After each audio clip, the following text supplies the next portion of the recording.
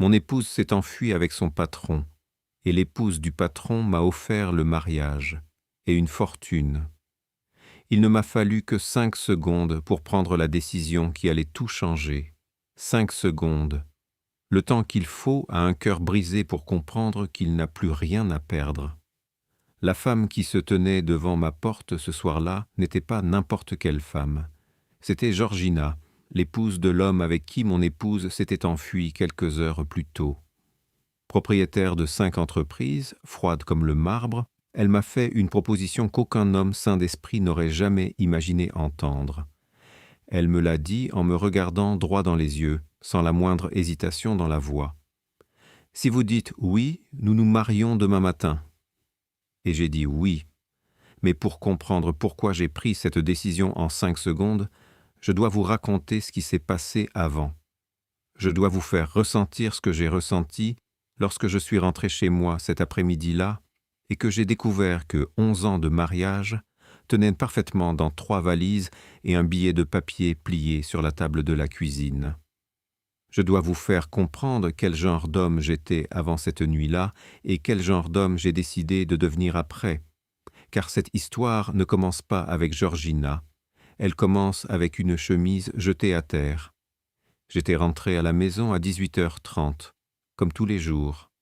44 ans, ingénieur civil, 15 ans passés dans la même entreprise, dont 11 mariés à la même femme. Une vie ordonnée, prévisible. Le genre de vie que l'on construit brique par brique, en croyant que cela suffit à la faire durer éternellement. J'ai garé la voiture, monté les 3 étages par les escaliers comme je le faisais toujours, sorti les clés de ma poche et ouvert la porte. Le silence m'a frappé avant même que mes yeux ne puissent traiter quoi que ce soit. Ce n'était pas le silence habituel d'une maison vide en milieu d'après-midi. C'était un autre type de silence. Un silence qui pèse, qui sent différemment. Le parfum de Lilia, cette fragrance de gardénia qui, pendant 11 ans, m'avait accueilli chaque fois que je franchissais ce seuil, n'était plus là. À sa place, il y avait quelque chose qui ressemblait à l'air d'une pièce fermée depuis trop longtemps, sec, distant, étranger. C'est alors que j'ai vu la chemise, une de mes chemises, jetée sur le sol du couloir, comme si quelqu'un l'avait tirée d'un tiroir à la hâte et l'avait simplement laissée tomber, sans un regard en arrière. Je me suis penché pour la ramasser sans réfléchir. Je l'ai pliée par habitude, et c'est ce geste si petit, si domestique, qui m'a donné le premier véritable avertissement que quelque chose n'allait pas, profondément. Une angoisse sourde a commencé à se nouer dans ma poitrine, une sensation glaciale qui contrastait étrangement avec la chaleur habituelle de mon foyer. J'ai marché vers la chambre. Le placard de Lilia était grand ouvert. Les cintres vides oscillaient légèrement, comme s'ils conservaient encore le mouvement de quelqu'un qui avait retiré ses vêtements avec précipitation. Ses tiroirs étaient également ouverts. Le flacon de parfum, le miroir de poche que je lui avais offert pour notre 5e anniversaire, la petite boîte en bois où elle gardait les boucles d'oreilles que je lui avais rapportées d'un voyage dans une ville balnéaire lointaine. Tout avait disparu. Un vide béant, une absence palpable qui criait plus fort que n'importe quel mot. Sur le lit, parfaitement fait, il y avait un drap qui n'était même pas froissé, comme si personne n'y avait dormi depuis des jours. Cette perfection immaculée était presque plus terrifiante que le désordre, car elle suggérait une préméditation, une froideur calculée. Je suis retourné à la cuisine, presque sans respirer. Là, sur la table, se trouvait une enveloppe blanche avec mon nom écrit à la main. Jean. Juste cela, sans aucun ornement, sans aucune fioriture. Mon nom écrit de cette écriture si précise, si contrôlée, qui m'avait toujours semblé élégante et qui, à ce moment précis, m'a paru la chose la plus froide que j'ai jamais vue de ma vie. Mes doigts tremblaient à peine en ouvrant l'enveloppe. J'ai sorti le papier, le dépliant lentement. Il disait « Je pars. Ne cherche pas d'explication, car aucune ne changera ce que j'ai déjà décidé. Je suis Victor. C'est fini depuis longtemps, Jean. Seulement, tu ne le savais pas. » Je l'ai lu 3 fois. Victor, son patron, l'homme pour qui Lilia avait travaillé pendant les 4 dernières années, l'homme qui était venu dîner chez nous à 2 reprises, qui avait trinqué avec nous à la fête de fin d'année de l'entreprise, qui m'avait serré la main avec un large sourire chaque fois que nous nous voyions. Cet homme. Le souvenir de son sourire, de ses poignées de mains franches, me brûlait désormais comme une trahison insupportable. Comment avais-je pu être si aveugle? Comment n'avais-je rien vu de ce qui se tramait sous mon nez dans ma propre maison?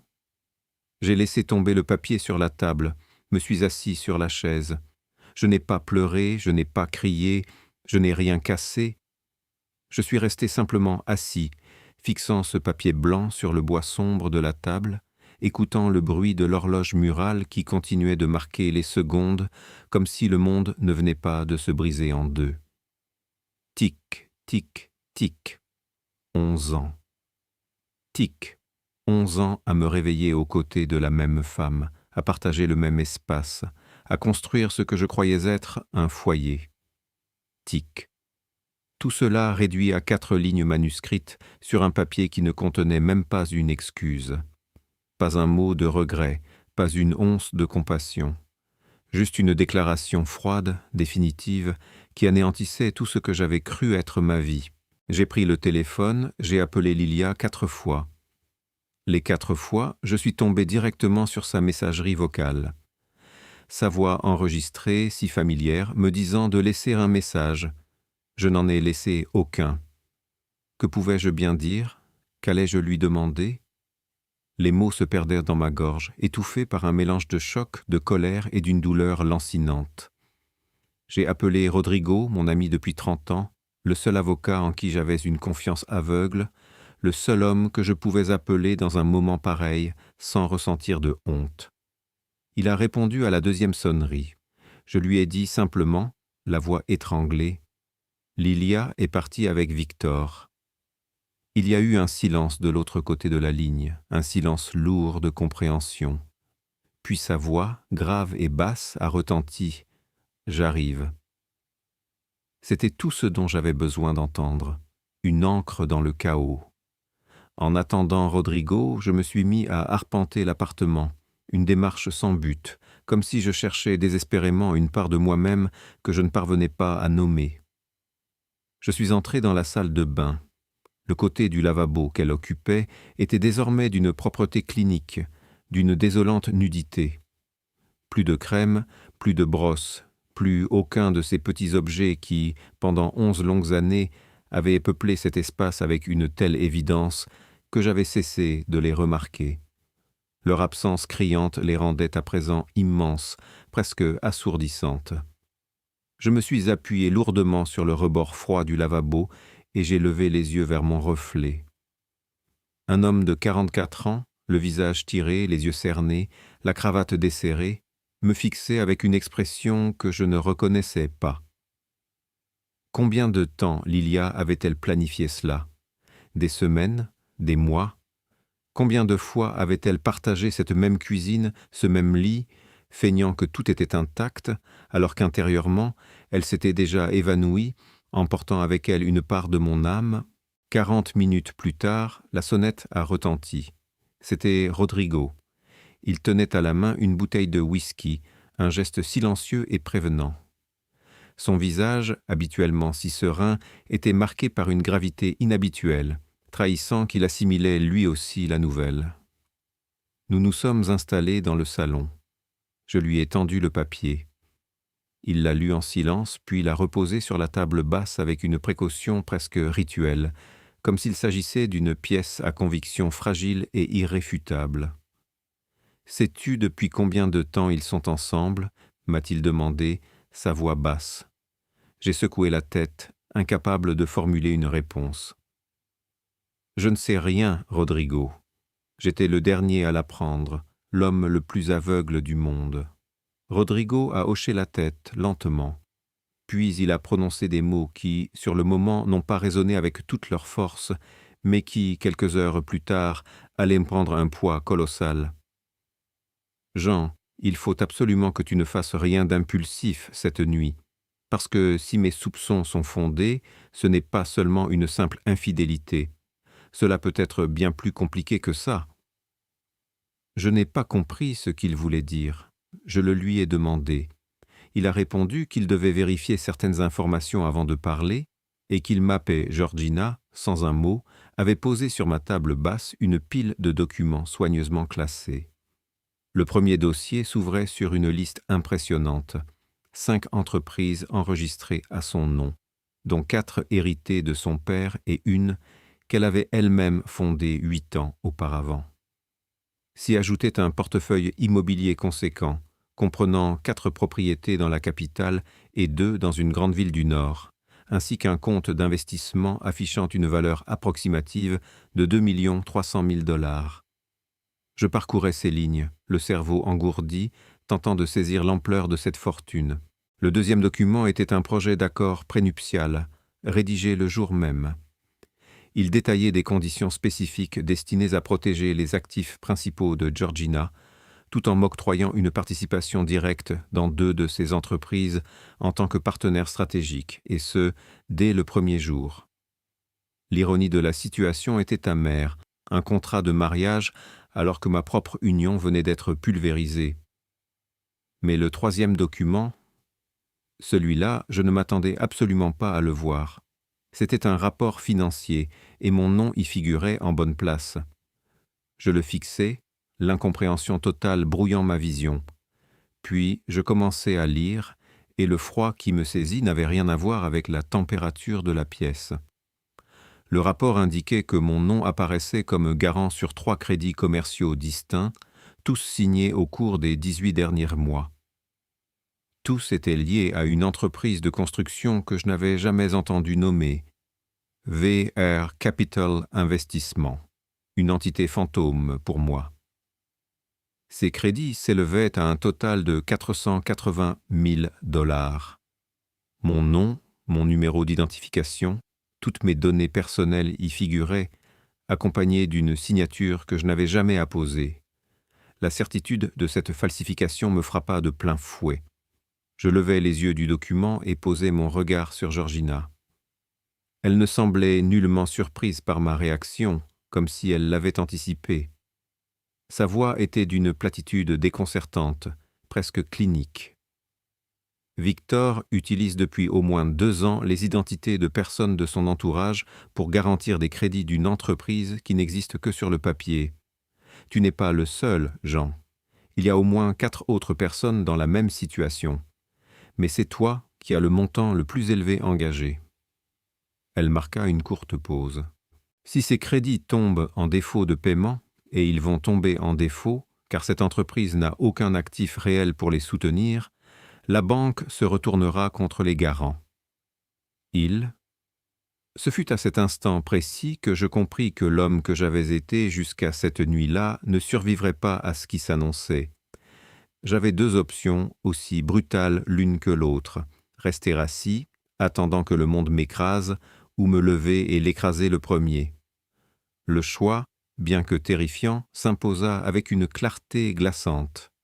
Je levai les yeux vers Georgina, son visage impassible, et lui dis simplement « oui ». Je ne dormis pas cette nuit-là. Le silence de l'appartement, habituellement réconfortant, était devenu pesant, rempli des échos des révélations de Georgina. Elle était partie peu après minuit, la lourde chemise de documents sous le bras, me laissant avec une unique instruction. Être prêt à 8 heures du matin, avec ma pièce d'identité et une tenue formelle. Rien de plus. Pas d'explications supplémentaires, pas de questions sentimentales, aucun de ces gestes ou de ces mots qui accompagnent normalement le début d'une alliance, même la plus inattendue. Juste cela. 8 heures du matin, pièce d'identité, tenue formelle. La froideur de ces directives soulignait la gravité de la situation, transformant notre rencontre en un pacte silencieux, dénué de toute émotion superflue. Je refermai la porte derrière elle et restai immobile au centre du salon pendant une minute entière, le corps raide, l'esprit vide. Puis je me traînai jusqu'à la salle de bain, ouvris le robinet d'eau froide et me lavai le visage à 3 reprises, comme pour chasser les dernières traces de l'homme que j'avais été. Je me regardais dans le miroir. C'était le même homme, celui que je voyais chaque matin, le même visage fatigué, les mêmes cernes sous les yeux, la même cravate dénouée. Pourtant, quelque chose avait changé dans mon regard. Je n'aurais su l'expliquer avec précision. C'était comme si une partie de moi, endormie depuis trop longtemps, venait de s'éveiller lentement, sans hâte, mais avec une clarté qui n'admettait aucune négociation, aucune faiblesse. Une détermination nouvelle, implacable, avait pris racine. Je me dirigeais vers la cuisine, préparais du café, un rituel mécanique dans ce chaos intérieur. Je m'assis à la table, la tasse chaude entre les mains, le regard fixé sur la note de Lilia, toujours là, posée sur le comptoir, comme un objet que personne n'avait encore osé jeter. Je la pris, la relus une fois de plus. Je pars. Ne cherche pas d'explication, il n'y en a aucune qui puisse changer ma décision. Je suis Victor. C'est fini depuis longtemps, Jean. Tu ne le savais juste pas. Chaque mot était une piqûre, mais la douleur émotionnelle s'était muée en une froide colère. Je la pliai avec soin, la rangeai dans un tiroir de la cuisine. Non pas par sentimentalisme, mais parce que Rodrigo, mon ami et avocat, m'avait conseillé de ne rien faire d'impulsif cette nuit-là. Je commençais à comprendre que ce papier écrit de sa main, son nom implicite dans chaque ligne, pourrait s'avérer utile plus tard. Tout pouvait être utile. Chaque détail, chaque preuve, chaque indice. À 7 heures du matin, j'appelai Rodrigo. Il décrocha immédiatement, comme s'il n'avait pas dormi non plus. Je lui racontai tout, sans omettre un détail. La visite inattendue de Georgina, les documents accablants, les crédits commerciaux frauduleux sous mon nom, le montant exorbitant de 480 000 $. Je lui exposai la proposition de Georgina et ma réponse affirmative. Un long silence s'ensuivit de l'autre côté de la ligne. Ce n'était pas le silence de quelqu'un qui ne sait pas quoi dire, mais celui d'une personne qui traite une multitude d'informations simultanément, les ordonnant méthodiquement avant de prendre la parole. Finalement, sa voix grave résonna. « Jean, l'affaire des crédits est grave, très grave. Si ces signatures sont falsifiées, comme l'affirme Georgina, nous parlons d'un crime fédéral, fraude d'identité, usage frauduleux de documents et potentiellement blanchiment d'argent si l'entreprise est fantôme. Ce n'est plus un simple divorce compliqué, c'est la prison qui vous guette. » Je lui demandai s'il pensait que je devais faire confiance à Georgina. Il me répondit qu'elle ne me demandait pas de lui faire confiance en tant que personne. Elle me disait que les documents qu'elle détenait étaient réels ou non, et que c'était la seule chose qui importait à ce moment précis. Si les chiffres et les signatures étaient vérifiables, alors Georgina avait raison sur toute la ligne, et j'avais un problème bien plus sérieux qu'un mariage brisé. Je lui dis que nous nous verrions cet après-midi-là, car j'avais quelque chose d'urgent à régler le matin même. Je raccrochai, me changeai. Je cherchais dans mon placard le seul costume sombre que je possédais, celui que je réservais aux présentations importantes au travail. Je l'enfilai lentement, chaque geste empreint d'une solennité étrange, comme si je me préparais à un événement qui n'était pas exactement un mariage, mais qui n'était pas non plus une simple formalité. C'était un rite de passage vers une nouvelle existence. À 8h05, je descendis au parking. La voiture de Georgina était déjà là, une berline noire, discrète, avec un chauffeur qui ne prononça pas un mot durant tout le trajet. Georgina était assise à l'arrière, vêtue d'un tailleur d'un bordeaux profond, les cheveux tirés en un chignon strict, son expression inchangée depuis la veille au soir. Elle me salua d'un léger mouvement de tête lorsque je montais. Rien de plus. Nous voyageâmes en silence pendant 20 minutes, le paysage urbain défilant sans que j'y prête attention. Le bureau d'état civil où nous arrivâmes était une petite annexe nichée dans un quartier résidentiel paisible, loin de l'image que l'on se fait d'un lieu de mariage, mais cela n'avait aucune importance. Georgina avait manifestement tout orchestré à l'avance. Un fonctionnaire nous attendait, et tout était préparé avec une efficacité qui me laissait penser qu'elle avait déjà l'habitude de manœuvrer rapidement dans les arcanes légales, bien que pas nécessairement pour se marier de cette manière. La procédure dura moins de 40 minutes. Des signatures, des tampons. Un fonctionnaire lut le texte légal d'une voix monocorde, tandis que j'écoutais chaque mot avec une attention que je n'avais jamais eue à aucun moment important de ma vie passée. Quand vint le moment de signer, je pris le stylo, jetai un regard rapide au document, puis apposai ma signature. Georgina signa ensuite de son écriture précise et contrôlée, sans un geste superflu, sans une once d'hésitation. Nous sortîmes du bâtiment à 9h15 du matin, sur le trottoir, sous une lumière matinale qui conservait encore ce ton gris des aubes froides. Georgina se tourna vers moi et me tendit une carte. C'était la carte de son avocat d'affaires. Je m'arrêtai net, le cœur battant. C'était un nom différent de celui de Rodrigo. Je lui fis remarquer que j'avais déjà un avocat en qui je plaçais toute ma confiance. Elle acquiesça sans discuter, son regard impénétrable. Je sentais qu'elle respectait ma loyauté, ou du moins qu'elle la comprenait. L'idée de devoir faire appel à un autre professionnel, aussi compétent soit-il, me semblait une trahison envers Rodrigo, qui avait été mon roc dans la tempête. Elle m'informa que nous nous réunirions tous les quatre cet après-midi-là, son avocat, Rodrigo, elle et moi. L'objectif était d'aligner notre stratégie juridique avant de déposer la moindre plainte. La perspective de cette réunion était lourde de sens. Quelques heures plus tôt, j'avais signé un acte de mariage surréaliste. Maintenant, je m'apprêtais à plonger dans les abysses d'une fraude monumentale. Le contraste était saisissant, presque absurde. Je lui demandai si elle avait des nouvelles de Victor. Son expression demeura impassible, mais je perçus un infime durcissement dans ses yeux, à peine 1 millimètre, comme une fissure dans une façade de glace. Elle me révéla que Victor avait envoyé un message tôt ce matin-là, depuis un numéro inconnu. Le texte disait qu'elle finirait par comprendre que tout avait été pour son bien, qu'il lui souhaitait le meilleur et espérait qu'il pourrait régler les choses de manière civilisée. Un message empreint d'une hypocrisie si crasse qu'elle en était presque palpable. Je m'imaginais la rage froide qui devait bouillonner sous le calme apparent de Georgina.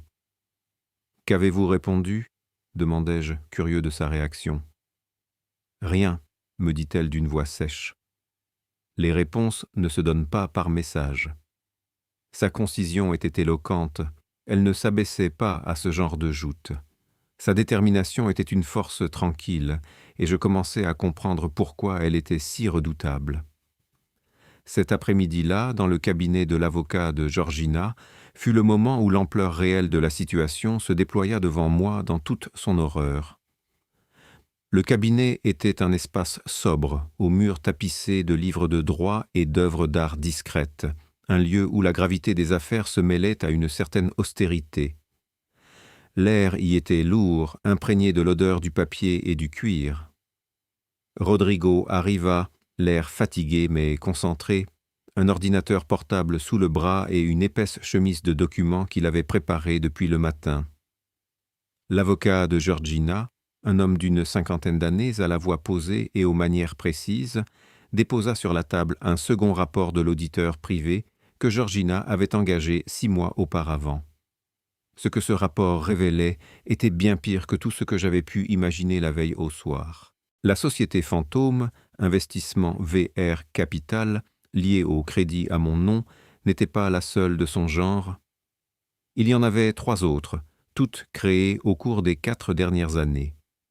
Toutes présentaient des structures similaires, des associés fictifs, des garanties réelles obtenues sans consentement, des crédits sollicités auprès de diverses institutions financières.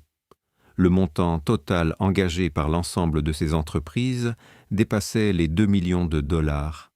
Une somme vertigineuse, une toile d'araignée tissée avec une patience diabolique.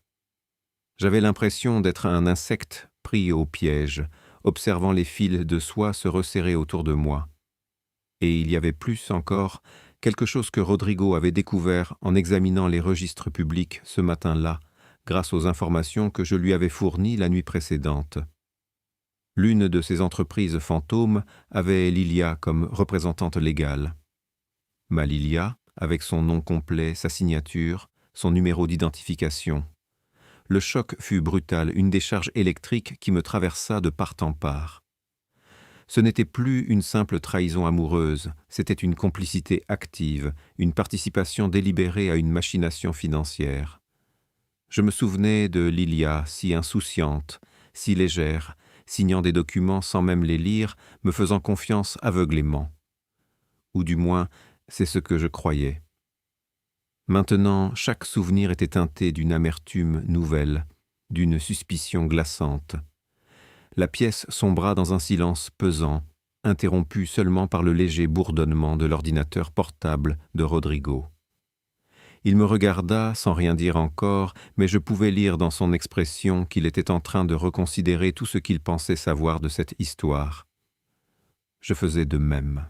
À cet instant, assis sur cette chaise, le document devant moi, la douleur que j'avais ressentie la nuit précédente, l'abandon, la trahison émotionnelle, les valises vides et le mot froid sur la table de la cuisine, tout cela commença à se transformer.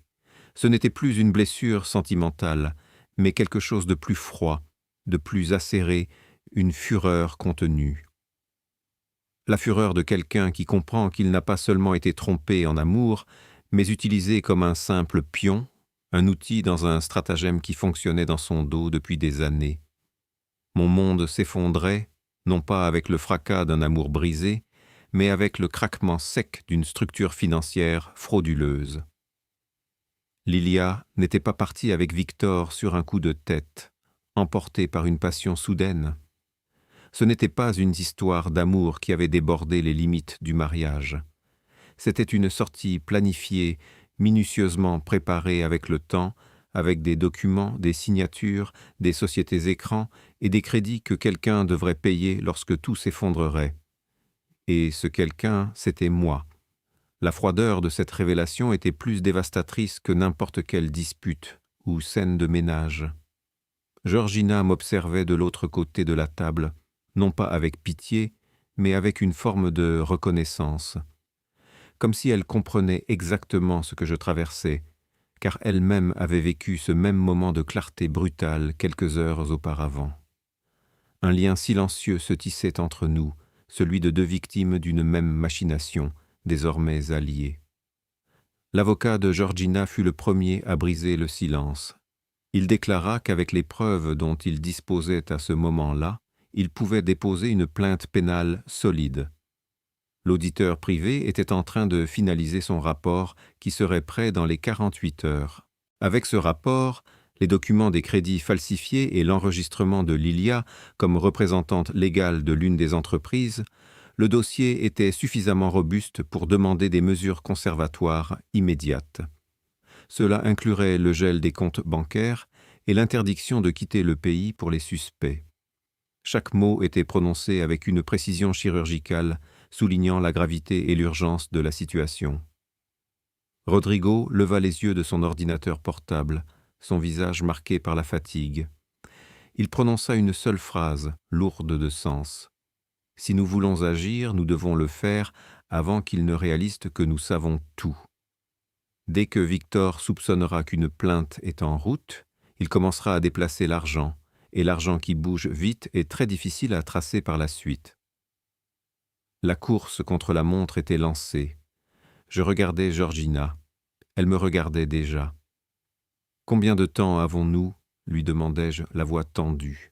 Elle répondit, son regard perçant, « Moins que nous ne le souhaiterions et plus qu'il ne le croit. » Sa réponse énigmatique et pleine de détermination renforçait l'idée que nous étions engagés dans une bataille stratégique, où chaque seconde comptait.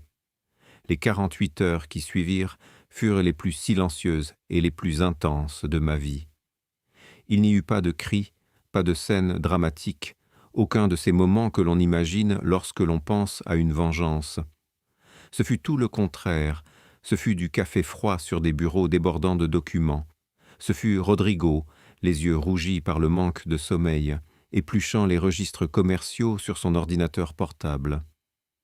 Ce fut l'avocat de Georgina parlant au téléphone à voix basse depuis un coin du bureau, prenant des notes d'une écriture si minuscule qu'elle semblait chiffrée. L'atmosphère était celle d'un quartier général de guerre où chaque geste était calculé, chaque information analysée, dans un silence tendu, lourd de la promesse d'une justice implacable. Georgina, elle, était assise en face de moi, dans cette même salle de réunion où l'air semblait s'être épaissi, alourdi par le poids des révélations passées et celles à venir. Ses doigts fins tournaient les pages de rapports financiers, une concentration absolue gravée sur son visage, sans qu'un seul mot inutile ne franchisse ses lèvres. Le seul son perceptible était le bruissement régulier du papier, un métronome silencieux de notre attente tendue. Et moi, je m'efforçais d'apprendre à respirer au milieu de ce chaos organisé, à transformer la douleur lancinante de la trahison en une attention aiguisée, presque chirurgicale. J'apprenais, à mes dépens, que la meilleure façon de démanteler quelqu'un qui vous a utilisé comme un simple outil était de devenir l'homme le mieux informé de la pièce, de maîtriser chaque détail de son mensonge. L'auditeur privé de Georgina, un homme du nom de Mario, fit son apparition dans le bureau le matin du 2e jour. Il portait avec lui une clé USB discrète, une épaisse chemise de documents et l'expression d'une personne qui, après avoir porté un fardeau d'informations explosives pendant des semaines, pouvait enfin le déposer sur la table de ceux qui allaient en faire bon usage. Son arrivée fut un événement en soi, brisant le silence studieux qui s'était installé. On sentait le poids de son travail, l'imminence de ses révélations. C'était un homme d'une 40aine d'années, mince, avec des lunettes à monture sombre et une manière de parler posée, technique, qui contrastait étrangement avec la gravité de ce qu'il s'apprêtait à dévoiler. Il s'assit, ouvrit sa chemise et commença à parler. Ce que Mario avait découvert en 6 mois d'audit silencieux dépassait de loin ce que les documents initiaux avaient suggéré. Victor n'était pas simplement un homme infidèle qui avait volé des identités pour garantir des crédits d'entreprise. Il était le cerveau d'un réseau complexe de sociétés écrans, opérant de manière systématique depuis 4 ans. 4 entreprises créées avec des associés fictifs ou avec des personnes réelles dont les données avaient été utilisées à leur insu. Des crédits avaient été sollicités auprès de différentes banques, utilisant ces sociétés comme façade. L'argent entrait, transitait par 2 ou 3 comptes intermédiaires, pour finalement atterrir sur un compte personnel à l'étranger que Mario s'efforçait encore de localiser avec précision, mais qu'il avait déjà identifié dans ses grandes lignes. Le montant total qui avait transité par cette structure en 4 ans s'élevait à environ 3 800 000. Le chiffre résonna dans la pièce, lourd de son poids financier et de la trahison qu'il représentait. Rodrigo laissa tomber son stylo sur la table, le petit claquement sec brisant le silence tendu. Mario poursuivit, sa voix toujours aussi calme, mais chaque mot tombait comme un couperet. Lilia, précisa-t-il, n'était pas simplement la maîtresse qui s'était enfuie avec le patron. Son nom figurait en tant que représentante légale dans l'une des sociétés écrans depuis 18 mois. Elle avait signé des documents, des actes notariés et avait été présente lors d'au moins 2 démarches officielles liées à cette entreprise. Elle n'était pas une victime collatérale du stratagème, mais une participante active avec une responsabilité légale directe. Le monde autour de moi vacilla un instant. Le sol se déroba sous mes pieds. J'écoutais tout cela sans bouger, comme pétrifié. 11 ans. J'avais partagé 11 années de ma vie avec une femme qui, à un moment précis que je n'avais pas su identifier, avait pris une décision. Elle avait décidé que je n'étais pas suffisant. Non pas dans le sens émotionnel, pas encore, mais dans un sens bien plus pragmatique, plus froid. Elle avait jugé qu'il existait une meilleure voie, une voie plus lucrative, et elle avait commencé à la bâtir en silence, brique par brique, tandis que je rentrais chaque soir à la maison à 18h30, persuadé que tout allait pour le mieux dans le meilleur des mondes. L'image de notre petit appartement, de nos dîners silencieux, de nos week-ends ordinaires, se superposait à celle de ses signatures sur des documents frauduleux. Le souvenir de son sourire, de ses gestes tendres, se transformait en une grimace amère. Le chagrin, à cet instant, ne se manifestait plus comme une douleur déchirante, mais comme une information brute, une donnée supplémentaire à intégrer dans l'équation complexe de ma vengeance. Rodrigo prit la parole après Mario, sa voix retrouvant une fermeté que la fatigue n'avait pas réussi à effacer. Il expliqua qu'avec toutes les preuves dont il disposait, il pouvait déposer dès cet après-midi une plainte pénale pour usurpation d'identité, usage de faux et association de malfaiteurs. Il pouvait également demander simultanément au juge des mesures conservatoires urgentes afin de geler les comptes bancaires liés aux sociétés écrans et d'imposer une interdiction de quitter le territoire à Victor et à Lilia, les empêchant de fuir le pays pendant la durée de l'enquête. Georgina demanda combien de temps il faudrait pour que le juge approuve ces mesures conservatoires. Rodrigo répondit qu'avec la documentation qu'ils avaient, si le juge était efficace, cela pourrait être une question d'heures. Cependant, il y avait un risque. Si Victor avait des contacts au sein du système judiciaire, il pourrait être averti avant que les mesures ne soient exécutées. Et si cela se produisait, ils n'auraient qu'une très petite fenêtre pour transférer leurs actifs à l'étranger. Un silence pesant s'installa dans la pièce, chacun mesurant la fragilité de leur plan. Ce fut Georgina qui le rompit. Elle me regarda et dit « Il y a quelque chose que je ne t'ai pas encore raconté, quelque chose que j'ai trouvé hier dans le bureau de Victor, à la maison. » Elle ouvrit son sac à main et en sortit un objet que personne dans la pièce n'aurait pu anticiper. C'était un agenda, un carnet physique à couverture rigide, d'un noir profond, avec l'année clairement estampillée sur le dos.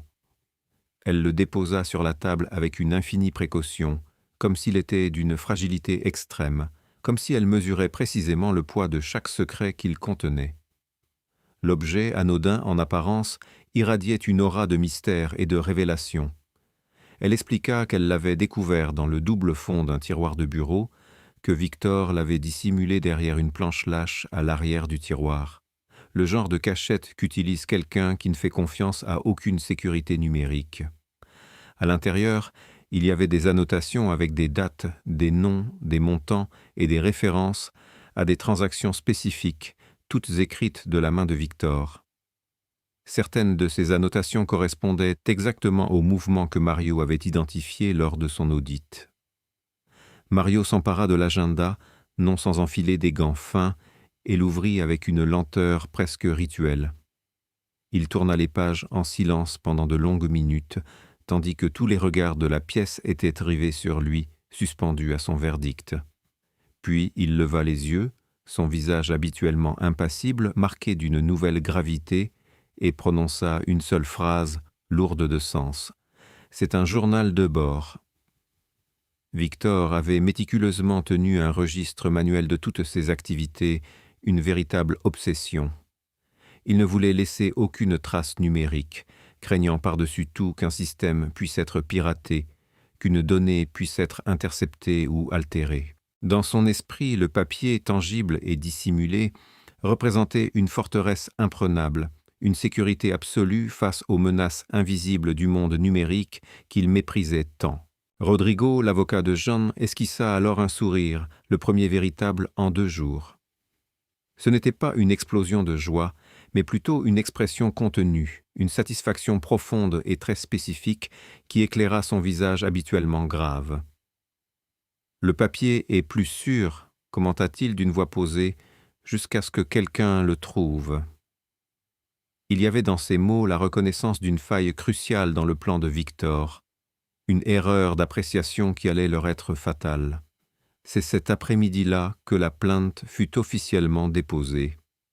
Rodrigo et l'avocat de Georgina s'engagèrent ensemble dans les couloirs austères du parquet, leurs pas résonnant sur le marbre froid. Entre leurs mains, une chemise de documents d'un poids impressionnant de plus de 2 kilogrammes symbolisait le fardeau de la vérité qu'ils s'apprêtaient à décharger. Mario, l'auditeur méticuleux, les accompagnait en tant qu'expert, son regard perçant déjà tourné vers les prochaines étapes de l'enquête. Georgina et moi attendions à l'extérieur, dans la voiture, garée à quelques mètres de l'entrée du bâtiment officiel. Le silence qui régnait entre nous n'était pas pesant, mais plutôt empli d'une tension palpable, d'une attente partagée. Nous n'avions pas grand-chose à nous dire, les mots semblaient superflus face à l'ampleur de ce qui se jouait à l'intérieur. À un moment donné, Georgina tourna son regard vers la fenêtre, observant la vie qui s'écoulait indifférente dans les rues de la ville. D'une voix basse, presque un murmure destiné à elle-même, elle confia que Victor avait toujours été persuadé d'être l'homme le plus intelligent de n'importe quelle pièce où il se trouvait. C'était, selon elle, ce trait de caractère qu'il avait finalement perdu. Non pas l'avidité, ni même l'infidélité, mais bien l'orgueil démesuré, cette certitude absolue que personne autour de lui n'était assez perspicace pour déceler ses manigances, pour voir au-delà de la façade qu'il avait si soigneusement construite. Il s'était cru intouchable, invisible.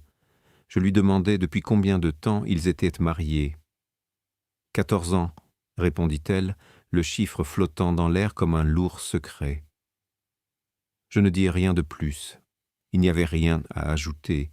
14 ans de vie commune, de confiance trahie, de mensonges accumulés sous le vernis d'une existence apparemment parfaite.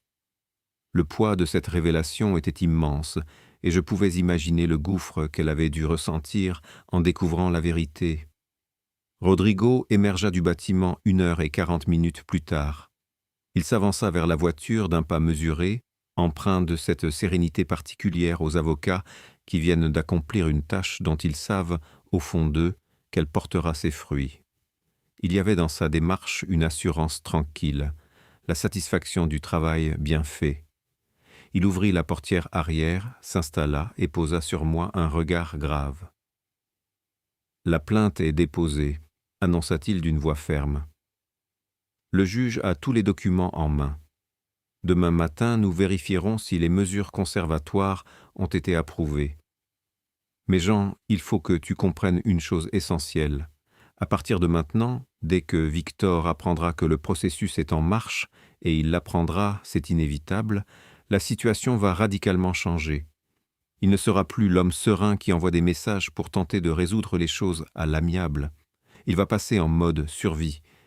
Et les gens en mode survie sont capables de choses qu'ils n'auraient jamais faites auparavant. » Un frisson me parcourut l'échine. Je savais que Rodrigo ne parlait pas à la légère. Je lui demandai ce qu'il entendait exactement par là. « Sois prêt, » me répondit-il, son regard insistant. « Ne baisse jamais ta garde, et surtout documente chaque tentative de contact qu'il fera avec toi, par n'importe quel moyen. Envoie-moi tout immédiatement. » J'acquiesçai, le poids de ses paroles s'installant lourdement sur mes épaules. Georgina, elle, ne dit rien. Son silence était éloquent, comme si elle avait déjà anticipé cette phase de la bataille. Elle fixait l'horizon, son visage arborant cette expression que j'apprenais peu à peu à déchiffrer. Ce n'était pas de la froideur comme certains auraient pu le croire, mais une concentration intense, la détermination farouche de quelqu'un qui sait précisément ce qui l'attend. C'était le regard d'une femme qui s'était préparée pendant des semaines, voire des mois, à ce moment précis, tandis que le reste du monde la percevait encore comme la simple épouse élégante d'un homme d'affaires prospère. Je réalisais alors l'étendue de sa force intérieure, de sa résilience. Cette nuit-là, je rentrai à l'appartement, seul pour la première fois depuis que tout avait basculé. Le silence de l'endroit me frappa, un silence différent de celui des nuits précédentes, plus lourd, plus définitif. Je m'assis dans le salon sur le même fauteuil où je m'étais trouvé 2 nuits auparavant, un verre de whisky à la main, le regard perdu dans le vide du mur. Mais cette fois, il n'y avait ni verre, ni whisky. Juste moi, le silence assourdissant et la certitude nouvelle, étrange, que l'homme qui avait occupé ce fauteuil 2 nuits plus tôt n'existait plus tout à fait. Une transformation profonde s'était opérée en moi. Quelque chose d'irréversible avait commencé, et il n'y avait plus aucun moyen de l'arrêter. Le passé était une page tournée, l'avenir une terre inconnue. L'appel arriva à 6h15 du matin. Le son strident du téléphone déchira le calme de l'aube. Ce n'était ni Rodrigo, ni l'avocat de Georgina. C'était un numéro que je n'avais pas enregistré dans mon répertoire, mais que je reconnus instantanément en voyant les 4 derniers chiffres s'afficher sur l'écran. C'était le numéro du téléphone de bureau de Victor, le même numéro qui avait illuminé mon écran des dizaines de fois au cours des 4 dernières années. Combien de fois Lilia m'avait-elle appelé de ce numéro, sa voix douce mais distante, pour me dire qu'elle rentrerait tard, qu'elle avait une réunion imprévue, que je ne l'attende pas pour dîner? Chaque appel était une petite piqûre, une excuse banale qui masquait déjà une trahison en devenir. Je laissai sonner 1 fois, 2 fois, 3 fois, puis 4. Le silence revint, lourd de sous-entendus. 30 secondes plus tard, un message texte apparut, provenant du même numéro. « Jean, nous devons parler. Cela peut se résoudre sans que personne ne soit blessé. Appelle-moi. » Le ton était mielleux, faussement conciliant, une tentative grossière de manipulation. Victor jouait déjà son rôle d'homme blessé, cherchant à minimiser les dégâts. Je le lus 2 fois, chaque mot résonnant avec une ironie amère. Sans hésitation, je fis une capture d'écran, puis je transférerai le tout à Rodrigo avec un message laconique. Premier contact reçu. La machine était en marche, exactement comme Rodrigo l'avait prédit.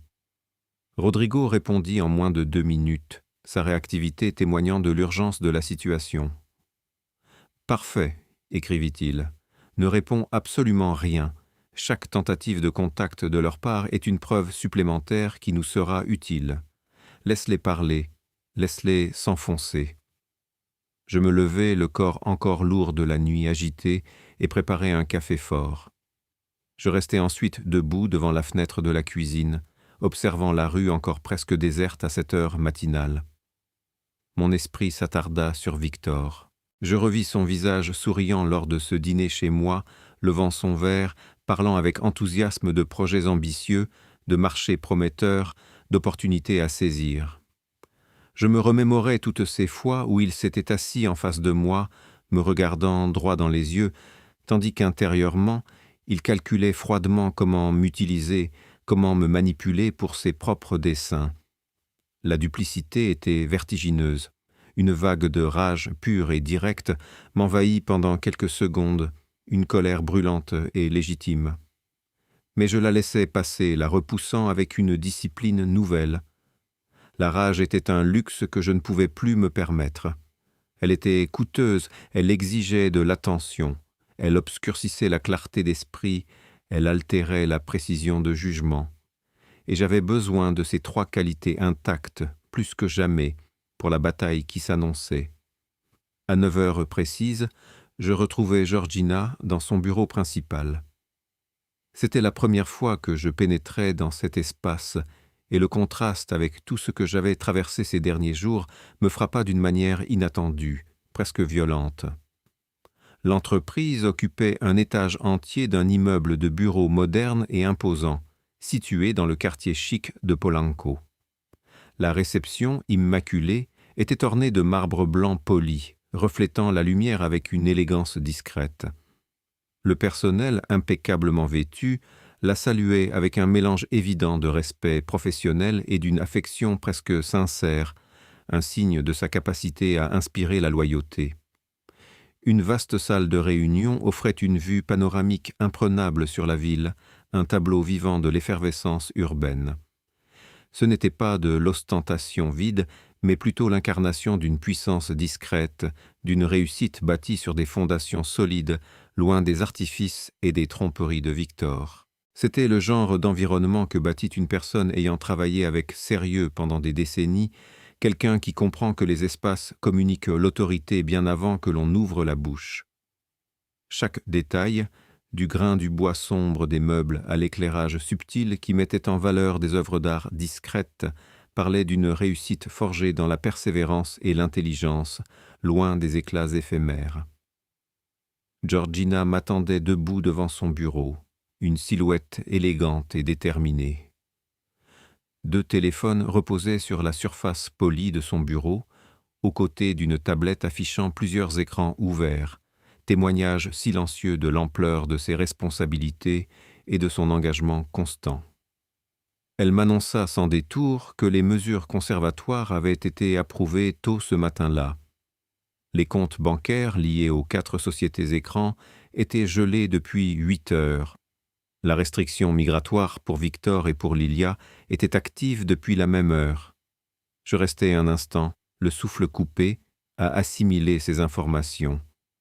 Lilia ne pouvait plus quitter le pays. Jusqu'à hier, elle était la femme qui m'avait abandonné avec un mot froid sur la table de la cuisine, celle que j'imaginais dans un hôtel de luxe, insouciante des conséquences. À présent, elle était une personne sous le coup d'une restriction migratoire active, son nom figurant dans une plainte pénale pour association à un système de fraude. Le monde avait changé de dimension en 72 heures, d'une manière que j'avais encore du mal à appréhender pleinement. C'était comme si le sol s'était dérobé sous mes pieds pour révéler un abîme insoupçonné, puis qu'un nouveau paysage, à la fois terrifiant et étrangement stimulant, s'était reformé. Georgina poursuivit, sa voix calme et posée, dénuée de toute emphase inutile. Son équipe juridique avait identifié ce matin-là un mouvement bancaire suspect.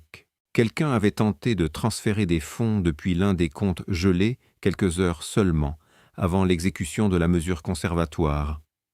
Le transfert n'avait pu être finalisé, le gel étant intervenu en premier, mais la tentative était enregistrée. C'était un détail crucial, car cela prouvait une connaissance préalable du stratagème de la part de la personne qui avait tenté de déplacer l'argent. Je lui demandai si l'on savait qui avait tenté d'effectuer cette transaction. Elle me répondit que l'ordre provenait d'un appareil lié à Lilia. Le silence qui s'ensuivit fut différent de tous les silences précédents, plus lourd, plus définitif. Jusqu'à cet instant, je nourrissais encore dans un recoin infime et profondément irrationnel de mon esprit la possibilité que Lilia ait été entraînée par Victor, qu'il l'ait manipulée, qu'elle soit davantage une victime qu'une complice. C'était une possibilité que je n'avais jamais formulée à voix haute, pas même pour moi-même, mais elle flottait là, comme ces choses que l'on refuse d'examiner de front. Ce silence, l'aveu froid et irréfutable de sa culpabilité active, l'enterra. Il n'y avait plus de place pour le doute, plus d'excuses, plus de pitié. La dernière illusion s'était brisée en mille éclats, laissant derrière elle une clarté brutale et douloureuse. Georgina m'observa un instant, son regard perçant mais non jugeant. Puis elle dit, d'une voix qui ne trahissait aucune cruauté, mais pas non plus de douceur superflue, « Je suis désolé, Jean. Je sais que c'est difficile à entendre. » Je lui répondis que je ne l'étais pas. Je préférais savoir. La seule chose pire que la vérité, c'était de continuer à bâtir sur un mensonge. Elle hocha la tête une seule fois, un geste bref qui signifiait la compréhension et l'approbation. Et nous passâmes à l'étape suivante. L'étape suivante était Carmina. Carmina était l'assistante personnelle de Georgina depuis 9 ans, une femme d'environ 45 ans, discrète et d'une efficacité redoutable, dont la loyauté envers Georgina était palpable dans chacun de ses gestes, dans la manière dont elle anticipait ses besoins, dans le respect silencieux qu'elle lui témoignait. Elle se déplaçait avec une fluidité presque imperceptible, son regard vif ne laissant rien échapper. Georgina me la présenta ce matin-là d'une seule phrase, qui en disait long sur la confiance qu'elle lui accordait. « Carmina sait tout ce que je sais, et parfois elle sait les choses avant moi. Si jamais vous avez besoin de quoi que ce soit et que vous ne pouvez pas me joindre, parlez-lui. » Carmina me serra la main fermement, son contact direct et professionnel. Elle me tendit ensuite un dossier fin. Elle m'expliqua qu'il s'agissait d'un résumé exécutif des 5 entreprises de Georgina, leur structure, leurs opérations principales et les points où ma participation en tant que partenaire stratégique aurait le plus grand impact immédiat, conformément à ce qui avait été établi dans l'accord prénuptial. Je m'assis pour le lire, tandis que Georgina prenait un appel à l'autre bout de la pièce. C'était la première fois, depuis que tout avait commencé, que je m'arrêtais pour réfléchir à cet aspect de la situation. Non pas à la fraude, ni à la plainte, ni à Victor ou à Lilia, mais à ce que Georgina m'avait offert en termes concrets. 2 entreprises où j'aurais une participation directe dès le premier jour. Une entreprise de construction de taille moyenne avec des projets actifs dans 3 régions et une société de développement immobilier avec 2 projets en phase de planification qui nécessitaient une direction technique. C'était exactement le type de travail que j'avais effectué pendant 15 ans en tant qu'employé pour une autre entreprise, mais cette fois, depuis l'autre côté de la table, en position de décision et de leadership. Une opportunité qui, dans d'autres circonstances, aurait été le couronnement d'une carrière et qui, aujourd'hui, se présentait au milieu du chaos. Je refermai le dossier, le cuir souple glissant sous mes doigts. Mon regard se posa sur Georgina, toujours au téléphone à l'autre bout de la pièce. Elle parlait avec cette voix précise et contrôlée, prenant des notes sur sa tablette sans jamais cesser d'écouter attentivement son interlocuteur. Elle incarnait une force tranquille, une maîtrise de soi qui m'impressionnait. Je pensais à l'étrangeté de toute cette situation. Il y a 2 jours, j'étais un homme avec une vie ordonnée et prévisible, qui venait de découvrir que cette vie n'était qu'une illusion. Aujourd'hui, j'étais l'époux légal de la femme la plus puissante que j'ai jamais rencontrée.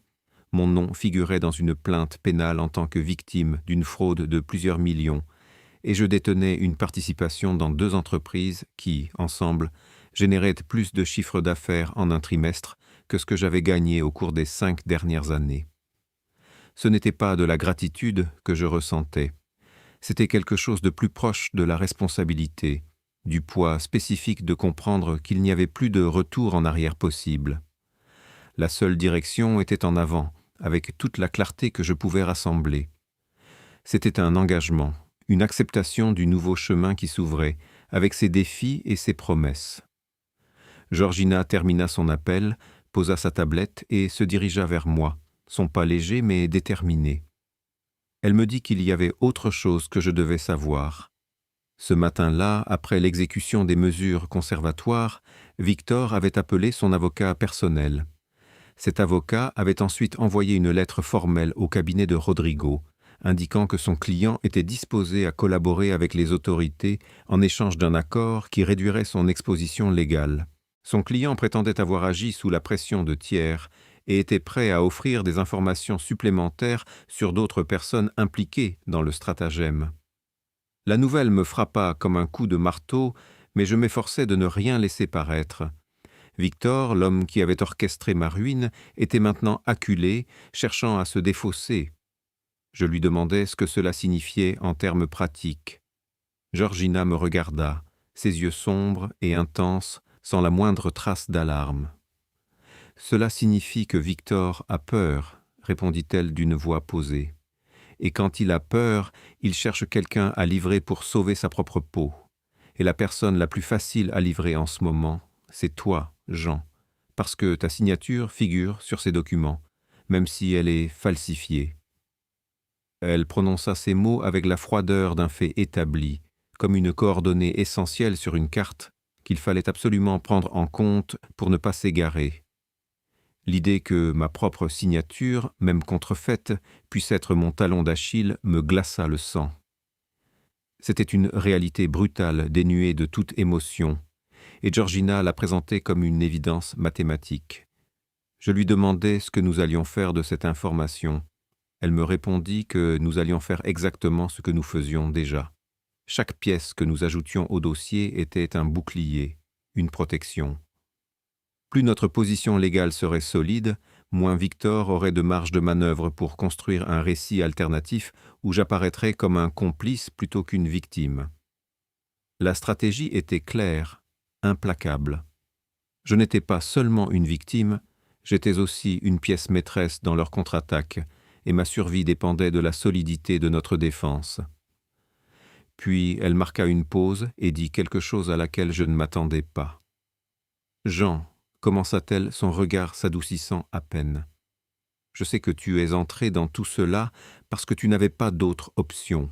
Mais je veux que tu saches que la façon dont tu as géré ces 3 derniers jours me dit que tu es exactement le genre de personne dont j'ai besoin dans ce processus. Non pas parce que tu es le plus fort, mais parce que tu n'as pas laissé la douleur obscurcir ton jugement. Et cela, en ce moment, vaut plus que toute autre chose. » Ces mots résonnèrent en moi avec une force inattendue. Je ne savais pas quoi répondre, alors je ne dis rien. Mais quelque chose dans ces paroles s'ancra en moi avec une solidité que je n'avais pas ressentie depuis des jours. C'était une reconnaissance, une forme de respect qui me donnait un point d'appui dans le tourbillon de l'incertitude. Victor commit sa première grande erreur un jeudi après-midi. Jusqu'à ce moment-là, il avait agi avec la prudence de quelqu'un qui sait qu'il est observé. Des messages courts, des appels depuis des numéros inconnus, des mouvements orchestrés par l'intermédiaire de son avocat. Rien de direct, rien qui puisse être facilement utilisé contre lui. Mais la prudence a ses limites lorsque la peur grandit plus vite que l'intelligence. Et ce jeudi après-midi, la peur de Victor submergea tout le reste, le poussant à une imprudence qu'il regretterait amèrement.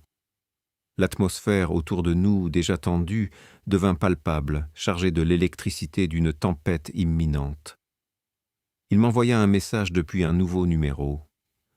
Cette fois, ce n'était pas une invitation à parler, c'était autre chose, plus insidieux. Le texte disait « Je sais que Georgina t'a entraîné dans cette affaire avec des promesses qu'elle ne tiendra pas. Elle ne t'utilise pas comme un allié, elle t'utilise comme un bouclier. Quand tout cela sera terminé, tu te retrouveras avec les dettes et elle aura tout. Réfléchis bien, Jean. Il est encore temps de t'en sortir proprement si tu me parles avant qu'il ne soit trop tard. » Le message était une tentative flagrante de semer la discorde, de me monter contre Georgina, de jouer sur mes peurs les plus profondes. Il cherchait à exploiter la vulnérabilité de ma situation, à me faire douter de l'alliance que j'avais forgée. Je le lus 3 fois, chaque mot s'enfonçant un peu plus profondément. Puis je fis exactement ce que j'avais fait avec le premier message de Victor. Des captures d'écran, suivies d'un envoi immédiat à Rodrigo. Cette fois, Rodrigo répondit avec plus que de simples instructions. Il répondit par une seule ligne, lapidaire et percutante, qui me dit tout ce que j'avais besoin de savoir sur l'évolution de la situation. Ils sont désespérés. C'est exactement ce dont nous avions besoin. Un sourire amer se dessina sur mes lèvres. La panique de Victor était notre meilleur allié. Je portai le message à Georgina ce même après-midi. Elle le lut en silence, son visage impassible. Son expression ne changea pas, mais quand elle eut fini de lire, elle posa son téléphone sur la table, avec un mouvement qui était à peine 1 millimètre plus brusque que d'habitude. Ce fut le seul geste qui m'indiqua que quelque chose dans ces mots l'avait touché. Non pas la peur ni le doute, mais quelque chose de plus proche de la lassitude de quelqu'un qui a lutté pendant des années contre la même forme de manipulation et qui la reconnaît désormais de loin avec une résignation teintée de dégoût. C'était la marque d'une bataille ancienne, dont les cicatrices étaient invisibles mais profondes. Elle me demanda si le message m'avait fait douter. Je lui répondis que non, que si j'avais voulu croire Victor, je n'aurais pas eu besoin d'attendre qu'il m'envoie un message menaçant. J'aurais pu le croire dès le début et ne pas l'avoir épousé 2 jours auparavant. Quelque chose dans son regard changea d'1 millimètre. Elle ne rougit pas, mais elle en fut proche. « Bien, alors continuons, » dit-elle, et la détermination revint dans sa voix. C'était une confirmation silencieuse de notre alliance, un pacte scellé non par l'amour, mais par la nécessité et une confiance naissante. Ce qui suivit cette semaine fut une escalade que je n'avais pas entièrement anticipée, même si Rodrigo m'avait prévenu qu'elle viendrait. L'avocat de Victor présenta un mémoire formel au parquet, alléguant que son client était victime d'une extorsion de la part de Georgina. Il prétendait qu'elle l'avait menacé de fabriquer des preuves contre lui s'il ne lui transférait pas certains actifs avant la formalisation du divorce, et que la plainte pénale n'était qu'un instrument de pression, et non une accusation légitime. C'était une tentative audacieuse de retourner la situation, de transformer la victime en bourreau. Rodrigo m'appela dès qu'il reçut le document. Il me le lut à voix haute avec ce calme qui lui était propre, et que j'avais appris à interpréter comme un signe que les choses étaient sous contrôle, même si elles semblaient se compliquer. Quand il eut terminé, il me demanda ce que j'en pensais. Je lui dis que c'était exactement ce que Georgina avait prédit. Victor allait tenter de construire un récit où elle serait la méchante. Rodrigo acquiesça. Exactement. Et ce que nous allons faire, c'est le laisser construire ce récit pendant que nous continuons à accumuler des preuves réelles. La vérité, John, est notre seule arme. Parce que la preuve réelle l'emporte toujours sur une simple narration, toujours. Elle a juste besoin de temps pour s'imposer. Le temps, cependant, commença à s'écouler d'une manière étrange cette semaine-là, comme si les aiguilles de l'horloge s'étaient soudainement accélérées ou ralenties à des moments inopportuns. La confiance que Rodrigo avait instillée, celle que la vérité finirait par triompher, se heurtait désormais à une nouvelle urgence. Mario, l'auditeur, nous convoqua un matin avec une insistance inhabituelle. Lorsque nous arrivâmes dans la salle de réunion, l'air y était lourd, imprégné d'une tension palpable.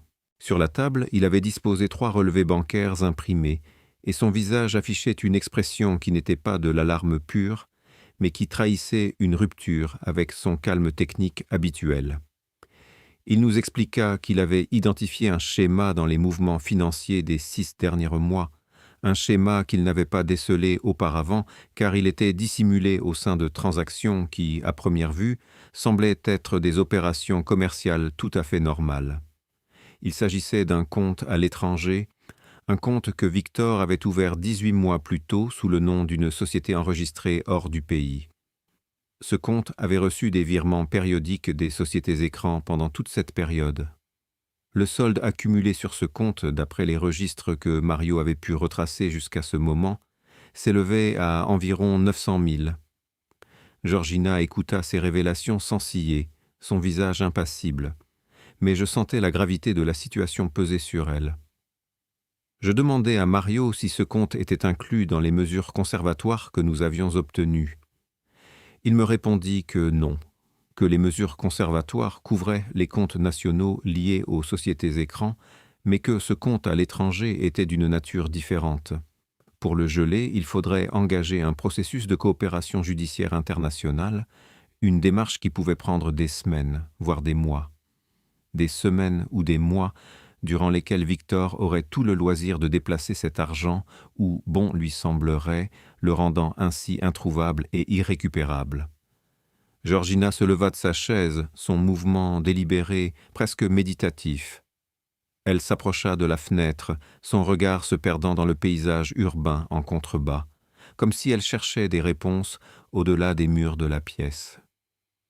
Plusieurs secondes s'écoulèrent dans un silence pesant, chacun retenant son souffle, conscient de l'enjeu. Puis elle se retourna, son visage toujours aussi impénétrable, et demanda à Mario d'une voix parfaitement neutre, dénuée de toute émotion perceptible, « Combien de temps avons-nous avant qu'ils ne comprennent que nous avons découvert ce compte ?» Mario expliqua qu'il était difficile de le savoir avec certitude. Si Victor avait quelqu'un pour surveiller le processus judiciaire, il pourrait être informé à tout moment. Si ce n'était pas le cas, peut-être quelques jours, une semaine tout au plus. Georgina hocha la tête, un signe de compréhension silencieuse. Elle se rassit, son regard balayant chacun de nous, et déclara d'une voix ferme « Alors, nous devons agir maintenant. » Ce qui suivit fut la partie du processus que j'avais le moins anticipée. Loin d'une confrontation bruyante ou d'une scène dramatique, ce fut une après-midi entière d'une intensité feutrée. Des appels téléphoniques s'enchaînaient, des courriers formels étaient rédigés et envoyés, une coordination millimétrée s'établissait avec un cabinet international que Georgina connaissait depuis des années. Des documents voyagèrent d'un écran à l'autre avec une vitesse vertigineuse, une danse numérique que j'avais du mal à suivre. Georgina était au centre de cette tempête organisée, dirigeant chaque mouvement avec une précision chirurgicale, ne laissant aucune place à l'erreur. Je l'observais, fasciné, absorbant chaque détail de sa stratégie, apprenant les rouages complexes de ce monde, et à un moment donné de cet après-midi, sans l'avoir planifié, je me suis retrouvé à participer activement, comme si une force invisible m'attirait au cœur de l'action. Il y avait un point technique précis dans l'un des contrats des sociétés écrans que personne n'avait encore remarqué. Une incohérence flagrante dans les spécifications des travaux déclarés comme garantis pour l'un des crédits. Mon regard s'y est posé naturellement, car c'était exactement le genre de document que j'avais examiné des centaines de fois au cours de mes 15 années en tant qu'ingénieur civil. C'était une anomalie qui sautait aux yeux d'un professionnel habitué à décortiquer les moindres détails techniques. Je le signalai à l'avocat de Georgina, un homme d'une cinquantaine d'années à la voix posée et aux manières précises, qui s'était joint à nous pour cette opération délicate. Il étudia le document pendant 5 longues minutes, son front plissé de concentration, avant de lever les yeux vers moi.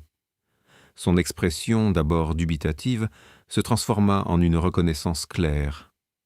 Il me confirma que c'était effectivement très pertinent, que cette incohérence technique démontrait de manière irréfutable que les garanties déclarées n'existaient pas physiquement. Les spécifications correspondaient à un ouvrage qui n'avait jamais été construit, une construction purement fictive. Pourtant, cette œuvre inexistante avait été utilisée comme garantie pour obtenir des crédits réels, des sommes d'argent bien tangibles. Rodrigo, qui écoutait attentivement, acquiesça d'un mouvement de tête. « Vous venez d'ajouter un chef d'accusation supplémentaire à la plainte, » commenta-t-il, sa voix empreinte d'une satisfaction contenue. Cette nuit-là, en rentrant à l'appartement, l'écho des événements de la journée résonnait encore en moi. Je m'assis dans le salon, le silence de la pièce enveloppant mes pensées. Je restai là, immobile, pendant un long moment, le regard perdu dans le vide. Étonnamment, mes pensées n'étaient ni pour Lilia, ni pour Victor, ni pour la trahison qui avait bouleversé ma vie. Elles étaient centrées sur cet instant de l'après-midi, ce moment précis où j'avais discerné un détail que les autres n'avaient pas vu. Mon savoir, cette expertise que j'avais patiemment bâtie brique par brique au cours de 15 années dans un métier que Lilia avait jadis qualifié d'ennuyeux, s'était révélée être la pièce manquante du puzzle. C'était une sensation étrange et puissante, une forme de réhabilitation inattendue. Mon travail, souvent sous-estimé, avait prouvé sa valeur, non pas pour construire des ponts ou des bâtiments, mais pour démanteler une fraude complexe. C'était une validation silencieuse, un baume inespéré sur les blessures de mon estime de soi. Le téléphone vibra, me tirant de ma rêverie. C'était un message de Georgina. Il ne contenait que quelques mots, concis et directs. « Bon travail. Aujourd'hui, demain à 8 heures. » Je lus le message, le posai sur la table basse, et pour la première fois depuis des jours, je dormis d'un sommeil profond et ininterrompu jusqu'à ce que le réveil sonne, marquant le début d'une nouvelle journée. La demande de coopération judiciaire internationale, ce mécanisme lourd et complexe, mit 9 jours à s'activer. 9 jours d'attente tendue, durant lesquels Victor, de son côté de l'échiquier, continuait de manœuvrer ses pions, persuadé qu'il disposait encore de tout le temps nécessaire pour consolider sa position ou faire disparaître les preuves. Son avocat, fidèle à sa stratégie agressive, déposa 2 nouveaux mémoires devant le ministère public. L'un réitérait l'accusation d'extorsion contre Georgina, tentant de la dépeindre comme une prédatrice sans scrupules. L'autre demandait l'annulation des mesures conservatoires, invoquant de prétendus vices de procédure. Mais chaque tentative de Victor se heurtait à un mur. Rodrigo, avec son calme habituel et sa perspicacité juridique, démantela point par point ces allégations en moins de 48 heures, présentant une réponse légale si solide et irréfutable que le juge l'admit sans la moindre objection. Chaque mouvement de Victor était contré avec une précision et une efficacité qu'il n'avait manifestement pas anticipées.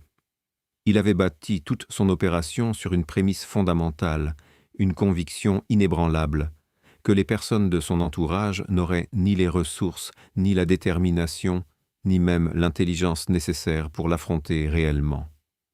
Il avait sous-estimé Georgina, sa force, son réseau, et désormais il sous-estimait aussi la puissance d'une équipe unie par un objectif commun et la capacité de chacun à apporter sa pierre à l'édifice de la vérité.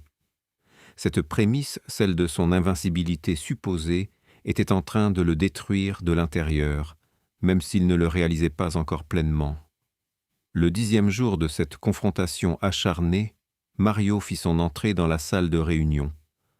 Son visage affichait une expression nouvelle, bien différente de la sérénité technique habituelle ou de l'urgence contenue qui l'avait caractérisé la semaine précédente.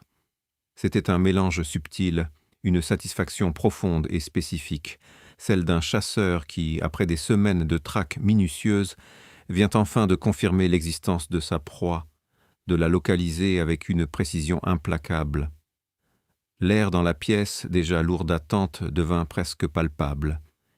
Il s'assit sans un mot, le mouvement précis et délibéré. Ouvrant son ordinateur portable, il en tourna l'écran vers nous, nous offrant une vue directe sur les chiffres et les graphiques qui allaient changer le cours de l'affaire. Le silence était total, chacun retenait son souffle. La nouvelle tomba, claire et nette. Le compte à l'étranger avait été localisé avec une précision chirurgicale. Ce n'était pas seulement le numéro de compte et l'institution bancaire qui avaient été identifiés, mais l'intégralité de son historique. Chaque mouvement depuis son ouverture, chaque transfert, chaque montant, chaque date était désormais à notre disposition. Et comme si cela ne suffisait pas, Mario avait déniché un détail supplémentaire, un élément crucial découvert lors du traçage des opérations les plus récentes de ce compte. 3 jours auparavant, à l'aube de ce qui aurait pu être leur fuite finale, une tentative de transfert avait été initiée depuis ce même compte. Une somme considérable, 420 000 $, devait être envoyée vers un autre compte, domicilié dans un 3e pays, une destination encore plus lointaine et obscure. Mais la manœuvre avait échoué. La banque, alertée par les procédures de conformité qu'elle avait mises en place, avait bloqué la transaction. Cette alerte s'était déclenchée comme une conséquence directe de la demande de coopération judiciaire que nous avions lancée, un mécanisme que nous avions patiemment activé. L'argent, cette somme colossale, était toujours là, gelé, inaccessible. Il attendait, comme un trophée silencieux, la conclusion de notre bataille. Georgina avait écouté le rapport de Mario sans trahir la moindre émotion, immobile, son regard fixé sur l'écran comme si elle absorbait chaque chiffre, chaque détail. Seule sa respiration, à peine perceptible, indiquait qu'elle était vivante. Puis, d'une voix absolument plate, dénuée de toute inflexion, elle demanda « Qui a tenté d'effectuer ce transfert ?» Mario répondit que l'ordre avait été émis depuis un appareil enregistré au nom de Victor. Cependant, et c'était là le coup de grâce, l'adresse IP d'où la transaction avait été exécutée correspondait à un emplacement précis, un immeuble discret dans le quartier de Polanco, à seulement 3 pâtés de maison de l'appartement où Victor et Lilia s'étaient réfugiés depuis le début de cette affaire. Le filet se resserrait inexorablement. Rodrigo, qui avait suivi le rapport avec une attention soutenue, referma lentement son carnet, le claquement léger résonnant dans le silence. Il me lança un regard, puis se tourna vers Georgina, un sourire à peine esquissé sur les lèvres. « Ils ne peuvent plus bouger », déclara-t-il d'une voix posée, mais empreinte d'une satisfaction évidente. « Ils sont complètement encerclés, et ils ne le savent pas encore tout à fait. » Ces mots résonnaient comme une sentence, confirmant ce que nous pressentions tous. La partie était en train de tourner. C'est cet après-midi-là, alors que la tension commençait à peine à se relâcher, que je reçus l'appel inattendu. Ce n'était pas Victor, comme on aurait pu s'y attendre. C'était Lilia. Le téléphone vibra, affichant un numéro inconnu. Une hésitation, puis je décrochai. Lorsque j'entendis sa voix à l'autre bout du fil, une sensation étrange m'envahit, loin de ce que j'avais pu anticiper. Ce n'était plus la douleur aiguë des premiers jours, celle qui m'avait déchiré l'âme et le cœur. Non, c'était quelque chose de bien plus froid, de plus distant, presque clinique. C'était comme entendre la voix d'une personne que l'on a connue intimement il y a très longtemps, dans une autre vie, une existence révolue. Une voix qui, désormais, n'avait plus le pouvoir de me déstabiliser, de me faire vaciller de ma position, de ma nouvelle réalité. Elle prononça mon nom une seule fois, Jean. Cette intonation, la sienne, celle qui m'avait été si familière pendant 11 années, cette manière si particulière de faire résonner les deux syllabes, me parut soudain étrangère, comme un écho lointain d'un passé qui ne m'appartenait plus. C'était un son creux, dénué de la chaleur et de la tendresse qu'il avait jadis portée. Je lui répondis simplement que j'écoutais, ma propre voix étonnamment calme. Une pause s'installa, lourde de non-dits. Puis elle commença son plaidoyer, un flot de mots précipités. Elle avait besoin de me parler. Il y avait des choses que je ne comprenais pas. La situation n'était pas ce qu'elle semblait être. Elle n'avait pas eu le choix. Victor l'avait forcée. Elle avait peur. Elle me supplia de la rencontrer, seule, sans avocat, sans Georgina, pour qu'elle puisse tout m'expliquer. Chaque mot était une tentative de manipulation, une pirouette désespérée pour retrouver une once de contrôle. J'écoutais chaque mot avec une attention froide, sans l'interrompre, sans laisser transparaître la moindre réaction. Mon esprit analysait, mais mon cœur restait de marbre. Quand elle eut fini de parler, je lui répondis d'une voix qui me surprit moi-même par sa tranquillité inébranlable. Je lui expliquai que toute communication entre nous devait désormais passer par nos représentants légaux, que je ne la rencontrerais en aucun cas dans un cadre privé. Si elle avait des informations pertinentes à offrir, le seul endroit approprié pour le faire était devant le parquet, les autorités compétentes. C'était une ligne claire, une frontière infranchissable que je traçais, non seulement pour me protéger, mais aussi pour affirmer ma nouvelle détermination. Un nouveau silence s'installa, plus long et plus lourd que le précédent. Puis sa voix, empreinte d'une fausse compassion, murmura « Qu'est-ce qu'ils t'ont fait, Jean ?» Elle tentait de me dépeindre comme une victime, de me monter contre ceux qui m'aidaient. Je ne répondis pas. Je raccrochais, le geste ferme et définitif. Je restais quelques secondes à fixer l'écran de mon téléphone, comme si je voulais graver ce moment dans ma mémoire. Puis, avec une efficacité nouvelle, je fis des captures d'écran de l'historique de l'appel, documentai la conversation et envoyai toutes les informations à Rodrigo. Elle avait dit qu'elle avait des informations pertinentes à offrir. Cela ne pouvait signifier qu'une chose. Elle envisageait de parler, le mur de leur arrogance commençait à se fissurer et la peur avait enfin atteint son camp. Rodrigo me répondit en quelques minutes, son message concis et direct. Ne répond plus si elle rappelle, qu'elle s'adresse à son avocat. Les choses s'accélèrent. Et en effet, elles s'accéléraient à une vitesse vertigineuse. 3 jours plus tard, Mario fit une nouvelle découverte, encore plus surprenante que la précédente. En épluchant les registres des sociétés écrans, il avait mis au jour un 5e nom, jusqu'alors passé inaperçu. Ce n'était ni un associé, ni un représentant légal. C'était un notaire, un acteur inattendu dont la présence dans ce dossier changeait radicalement la donne.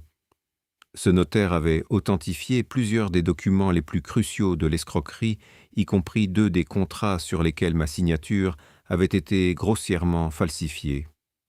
Sa participation à ces actes était, au mieux, une négligence grave et, au pire, une complicité directe et délibérée. L'avocat de Georgina, un homme d'une 50aine d'années, à la voix posée et aux manières précises, expliqua que cette découverte ouvrait une nouvelle ligne d'enquête, potentiellement dévastatrice pour nos adversaires. Si le notaire avait agi en connaissance de cause, la responsabilité du système de fraude s'étendait bien au-delà de Victor et Lilia.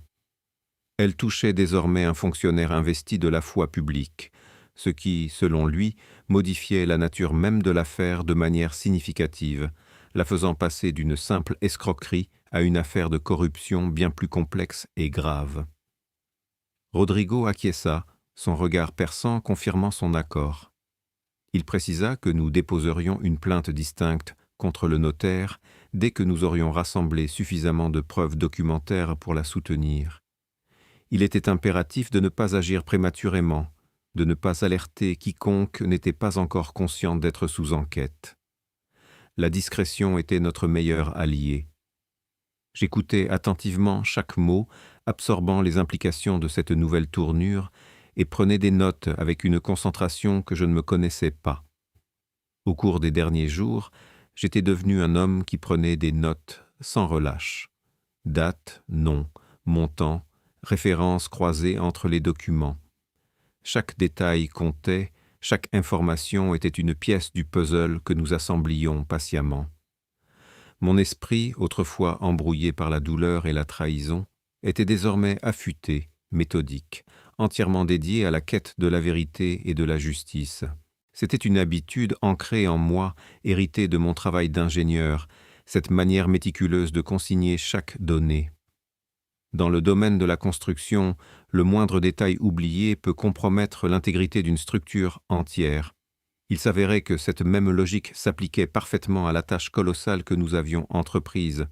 Chaque document, chaque date, chaque montant était une poutre, un pilier, et leur agencement précis était essentiel pour bâtir notre dossier.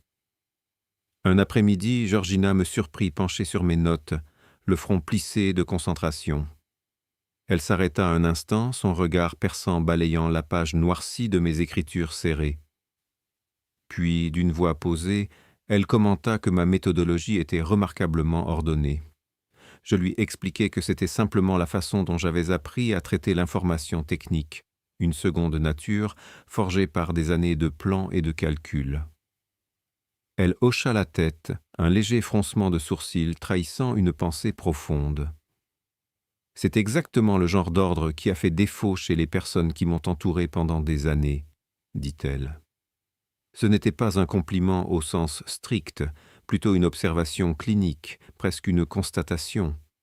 Mais chez Georgina, les observations et les compliments occupaient parfois le même espace, empreints d'une même sincérité brutale. Je sentis une chaleur inattendue monter en moi, une reconnaissance silencieuse pour cette reconnaissance de ma rigueur, si longtemps tenue pour acquise dans mon ancienne vie. Cette semaine-là marqua également la première fois que nous travaillions ensemble sur un sujet qui n'était pas directement lié à l'affaire judiciaire.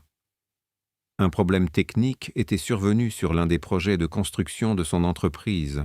Un fournisseur avait livré des spécifications non conformes au contrat, et le directeur de chantier ne savait pas comment documenter précisément le manquement pour protéger l'entreprise en cas de litige. Georgina, sans hésitation, me demanda si je pouvais y jeter un œil. Je m'y plongeai cette même après-midi, retrouvant avec une certaine nostalgie la familiarité des plans et des normes. Je préparai un rapport technique détaillé, documentant les incohérences, citant les clauses contractuelles pertinentes et formulant une recommandation d'action claire. Je le lui remis le lendemain matin. Georgina le lut en silence, son visage impassible trahissant une concentration intense. Elle me posa 2 questions techniques, pointues, auxquelles je répondis sans difficulté, puis elle transmit le rapport à son équipe juridique, avec une instruction directe et concise. Ce soir-là, je reçus un message d'elle. Le rapport était exactement ce dont nous avions besoin. Merci. C'était la première fois qu'elle me remerciait pour quoi que ce soit. Je rangeai mon téléphone sans répondre, mais quelque chose dans cet échange si bref et si concret me fit comprendre que ce que j'étais en train de construire ces jours-ci n'était pas seulement une défense juridique contre une fraude. C'était quelque chose de plus, quelque chose qui n'avait pas encore de nom clair, mais qui me semblait plus solide, plus authentique que tout ce que j'avais pu bâtir au cours des 11 dernières années, celles passées à croire en une vie et une femme qui s'étaient révélées n'être qu'une illusion. Une étincelle d'espoir, fragile mais tenace, commençait à luire dans les ruines de mon existence passée. Et puis la nouvelle qui changea le rythme de tout arriva. Rodrigo appela un vendredi matin, sa voix empreinte d'une énergie nouvelle, presque fiévreuse. Il annonça que le parquet avait émis un mandat de comparution à l'encontre de Victor et de Lilia. Ils avaient 72 heures pour se présenter devant les autorités. S'ils ne le faisaient pas volontairement dans ce délai, le mandat de comparution se transformerait en mandat d'arrêt. 72 heures. Un compte à rebours implacable venait de commencer. Je demandai à Rodrigo s'il pensait qu'ils se présenteraient d'eux-mêmes. Il y eut une brève pause, lourde de sous-entendus. Puis il répondit « Lilia peut-être. Victor, j'en doute fort, et si Victor ne se présente pas, ce qui suivra sera très public et très bruyant. Je raccrochai, le téléphone encore chaud dans ma main, et restai immobile au centre de la pièce. 72 heures. L'horloge avait commencé à tourner d'une manière qui ne permettait plus aucune pause, aucun répit. Le temps, jusqu'alors un allié patient, se muait en un adversaire pressant. Les premières 24 heures du délai s'écoulèrent dans un silence assourdissant. Aucun mouvement du côté de Victor, aucune réponse de son avocat au parquet, aucun contact avec nous. Juste le silence. Mais le silence de quelqu'un qui est recherché a une texture différente du silence ordinaire. Il est plus tendu, plus lourd, comme l'air avant un orage qui hésite encore à éclater. Rodrigo surveillait le processus depuis son cabinet, tel un stratège observant le champ de bataille. L'avocat de Georgina était en contact direct avec le procureur en charge du dossier. Quant à moi, je restais dans le bureau de Georgina ce matin-là, révisant de la documentation technique sur des projets de construction, tentant désespérément de maintenir mon esprit occupé par quelque chose de concret pendant que l'horloge avançait inexorablement. Chaque tic-tac résonnait comme un coup de marteau sur mes nerfs. Georgina entra dans la salle de réunion en milieu de matinée, Carmina la suivant de près. Son expression, que je savais désormais décrypter, signalait que quelque chose d'important s'était produit. Elle s'assit et m'informa que Lilia avait contacté le parquet ce matin-là par l'intermédiaire de son avocat. Elle était prête à se présenter volontairement, désireuse de négocier un accord de collaboration en échange d'une réduction des charges. Elle était prête à offrir des informations sur l'intégralité du système, y compris des détails qui n'étaient jusqu'alors apparus dans aucun document. Un frisson me parcourut. Lilia, la femme qui m'avait trahi, était sur le point de trahir Victor à son tour. La roue tournait, mais le goût de la victoire était étrangement amer. Je restai silencieux pendant plusieurs secondes, le poids de cette révélation écrasant mes pensées. Je demandai à Georgina ce que cela signifiait pour l'affaire. Elle expliqua que cela dépendait de la nature des informations que Lilia détenait et de leur pertinence pour les accusations les plus graves. Si elle pouvait confirmer des détails sur l'origine du système, sur les instructions précises données par Victor et sur le rôle spécifique du notaire, son témoignage pourrait être la pièce maîtresse qui transformerait un dossier solide en un dossier irréfutable. Puis elle marqua une pause et prononça des mots que je n'attendais pas. « Le procureur souhaite que tu sois présent lors de sa déposition, » dit-elle. Pas formellement en tant que partie accusatrice pour l'instant, mais en tant que témoin direct du préjudice. Ta présence dans cette salle pourrait influencer la disposition de Lilia à être entièrement honnête. Je lui demandai si c'était une bonne idée, si ma présence ne risquait pas de compliquer les choses. Elle me répondit que c'était sa recommandation, mais que la décision finale m'appartenait. Le dilemme était profond, affronter Lilia, non pas en victime, mais en observateur silencieux de sa chute, et potentiellement accélérer la justice. Je réfléchis un instant à ce que cela signifierait de m'asseoir face à Lilia après tout ce qui s'était passé, non pas avec rage ni avec l'intention de lui nuire, mais simplement en tant que ce que j'étais dans ce processus, une personne utilisée ayant le droit d'être présente lorsque la vérité serait dite à voix haute devant une autorité. Ma présence, pensais-je, pourrait être un catalyseur, un rappel silencieux de l'ampleur de sa trahison. Je lui dis oui. La déposition de Lilia était fixée au lendemain matin. La salle du parquet national était petite et d'une froideur fonctionnelle. Des murs blancs, une table de bois sombre, des chaises inconfortables. Une fenêtre donnait sur une cour intérieure sans âme dont la banalité contrastait violemment avec le poids de ce qui allait s'y dérouler. L'air y était lourd, imprégné d'une odeur indéfinissable de vieux papier et de désinfectants, une atmosphère qui semblait absorber toute chaleur. J'arrivai avec Rodrigo 15 minutes avant. Nous nous assîmes sur un côté de la table, échangeant un regard silencieux. Le magistrat instructeur, un homme aux traits impassibles, feuilletait des documents en silence, sa concentration palpable. L'attente était lourde. Lilia entra 5 minutes plus tard avec son avocat. Ce fut la première fois que je la revoyais depuis que j'avais trouvé l'appartement vide. Elle était différente, pas seulement physiquement, les cernes sous ses yeux, ses vêtements moins soignés, mais d'une manière plus profonde. C'était comme si l'immense place qu'elle avait occupée dans ma vie pendant 11 ans s'était soudainement réduite à des proportions plus conformes à la réalité.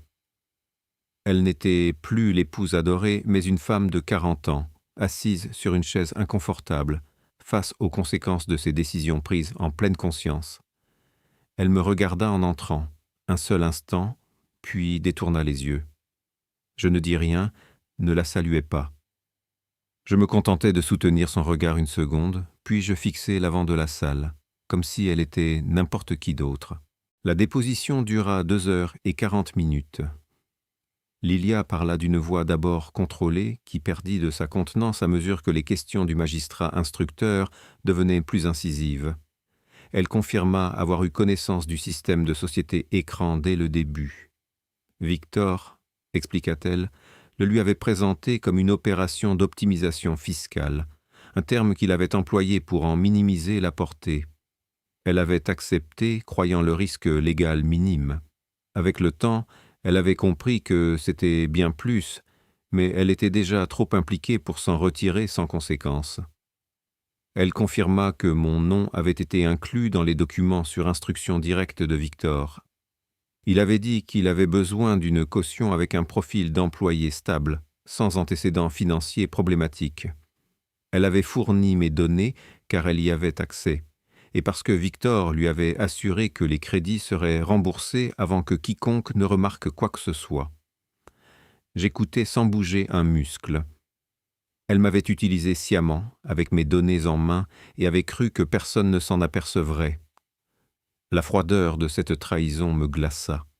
Elle confirma également le rôle du notaire. L'homme savait exactement ce qu'il certifiait, ayant reçu des paiements en espèces pour sa participation à 3 actes notariaux liés au système.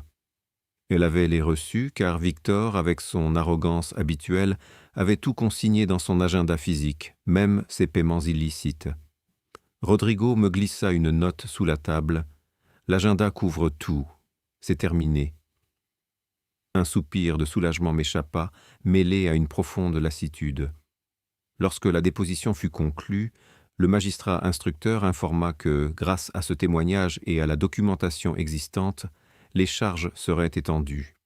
Un mandat d'arrêt serait émis dans les prochaines heures à l'encontre de Victor, qui ne s'était pas présenté volontairement. Le cas du notaire serait transféré à un parquet spécialisé. La justice commençait enfin à dérouler son cours. Nous sortîmes dans le couloir. Rodrigo me serra la main avec une fermeté qui en disait plus que n'importe quel mot, une poignée de main de victoire et de soutien. Puis il s'éloigna pour passer des appels, me laissant seul. Je restai seul un moment dans le couloir. Lilia sortit de la salle derrière son avocat. Quand elle passa devant moi, elle s'arrêta. Son avocat continua de marcher sans la remarquer. Elle me regarda. Son expression n'était pas du repentir, ni la froideur du papier laissé sur la table de la cuisine. C'était quelque chose d'intermédiaire, le geste de quelqu'un qui veut dire quelque chose sans savoir si elle en a le droit. Elle prononça mon nom à voix basse, Jean. Je la regardai, elle dit « Je suis désolée ». 2 mots. Les mêmes 2 mots qui n'étaient apparus nulle part sur le papier plié sur la table de ma cuisine. Les mêmes 2 mots que, 11 jours plus tôt, j'aurais eu un besoin si urgent d'entendre qu'ils m'auraient brisé.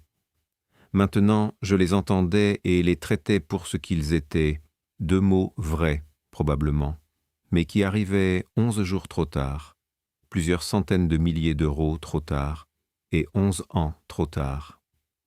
Le temps avait creusé un abîme infranchissable. Je lui dis simplement que je l'entendais. Son avocat revint la chercher. Elle s'éloigna. Je sortis du bâtiment vers la lumière de la rue et pris mon téléphone pour appeler Georgina. Elle répondit à la première sonnerie. Je lui annonçai que la déposition était complète, que nous avions désormais toutes les pièces nécessaires, et que le mandat d'arrêt contre Victor n'était plus qu'une question d'heures. Un bref silence s'installa à l'autre bout du fil. Puis sa voix, d'une fermeté inébranlable, répondit « Bien, alors cette nuit nous nous reposons. Demain nous en finirons avec tout cela. » Je raccrochai. Je restai un instant immobile sur le trottoir, le regard perdu dans la rue. Le soleil de midi, d'une clarté presque violente après des jours passés entre les murs des bureaux, les documents et les salles closes, frappait ma peau. Je passai une main sur mon visage, respirant lentement, essayant d'ancrer cette pensée. Demain, nous en finirons avec tout cela. Mais ce que j'ignorais encore, c'est que en finir allait prendre un sens radicalement différent de ce que quiconque dans cette histoire avait pu anticiper. La dernière pièce de l'échiquier n'était pas encore tombée, et lorsqu'elle le ferait, elle changerait non seulement l'issue de l'affaire, mais aussi la direction même de tout ce qui allait suivre. Victor fut arrêté un mardi matin. Il n'y eut aucun drame, aucune course-poursuite digne d'un film. Ce fut un événement bien plus banal et par conséquent bien plus définitif. 2 agents du parquet se présentèrent à l'appartement luxueux du quartier de Val-de-Lis, où lui et Lilia avaient un séjourné. Ils frappèrent à la porte. Victor ouvrit. Les agents lui présentèrent le mandat. Il fixa le document pendant plusieurs secondes, avec cette expression que l'on voit chez les personnes qui comprennent que le moment qu'elles ont tant repoussé est enfin arrivé, et qu'il n'y a plus aucune échappatoire possible. Il s'habilla en silence, puis sortit avec eux sans offrir la moindre résistance.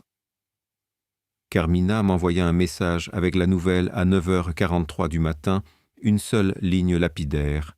« Il est arrêté. » Je le lus, assis dans le bureau de Georgina, où j'étais arrivé tôt pour examiner quelques contrats de construction.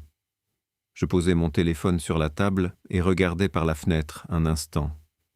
Dehors, la ville continuait son cours, indifférente. Le trafic, les immeubles, les gens marchant sans rien savoir de ce qui s'était passé. Le monde, complètement étranger au fait que quelque chose qui avait mis des semaines va se construire, venait de se clore avec la simplicité d'une porte qui s'ouvre et se referme. Je ne ressentis pas d'euphorie, pas vraiment de soulagement non plus. Ce que je ressentis était plutôt le retrait d'un poids, comme lorsque l'on porte quelque chose depuis si longtemps qu'on ne se souvient plus de la sensation de ne pas le porter, et que soudain, on le lâche. Votre corps met alors quelques secondes à réaliser que la charge n'est plus là, laissant un vide étrange, presque douloureux par son absence. Georgina entra dans le bureau 10 minutes plus tard. Nos regards se croisèrent. Je lui montrai le message de Carmina, bien qu'elle fût déjà au courant. Elle hocha la tête une seule fois, un geste bref et résolu. Elle s'assit en face de moi et, pour la première fois depuis que je l'avais rencontrée, debout dans le couloir de mon immeuble, vêtue de ce tailleur crème au milieu de la nuit, je perçus dans son expression quelque chose de différent. Ce n'était ni la victoire éclatante, ni la satisfaction froide que j'aurais pu attendre. C'était quelque chose de plus humain, de plus profond.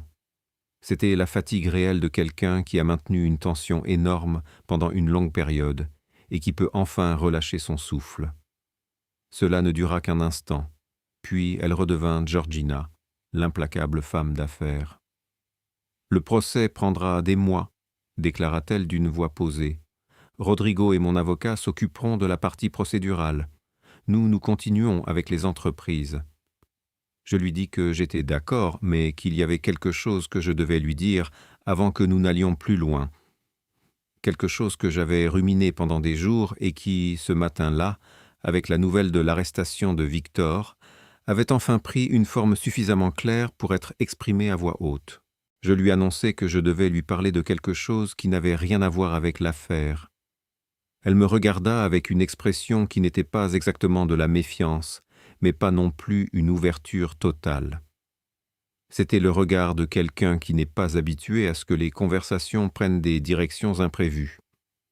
Je lui expliquai que ce que nous avions construit au cours de ces semaines, la stratégie juridique, notre collaboration sur les projets, la manière dont nous avions appris à travailler ensemble, était quelque chose de réel et de solide, que j'appréciais sincèrement. Je ne regrettais aucune des décisions que j'avais prises depuis cette nuit où elle avait frappé à ma porte.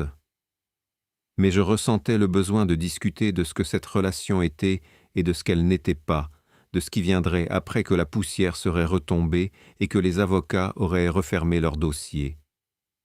Georgina m'écouta sans m'interrompre, son visage impassible. Lorsque j'eus fini de parler, elle resta silencieuse pendant plusieurs secondes, son regard scrutateur posé sur moi. Puis elle demanda ce que je voulais dire exactement par là. Je lui répondis que je n'étais pas le genre d'homme capable de vivre indéfiniment au sein d'un accord sans en connaître la nature en termes humains.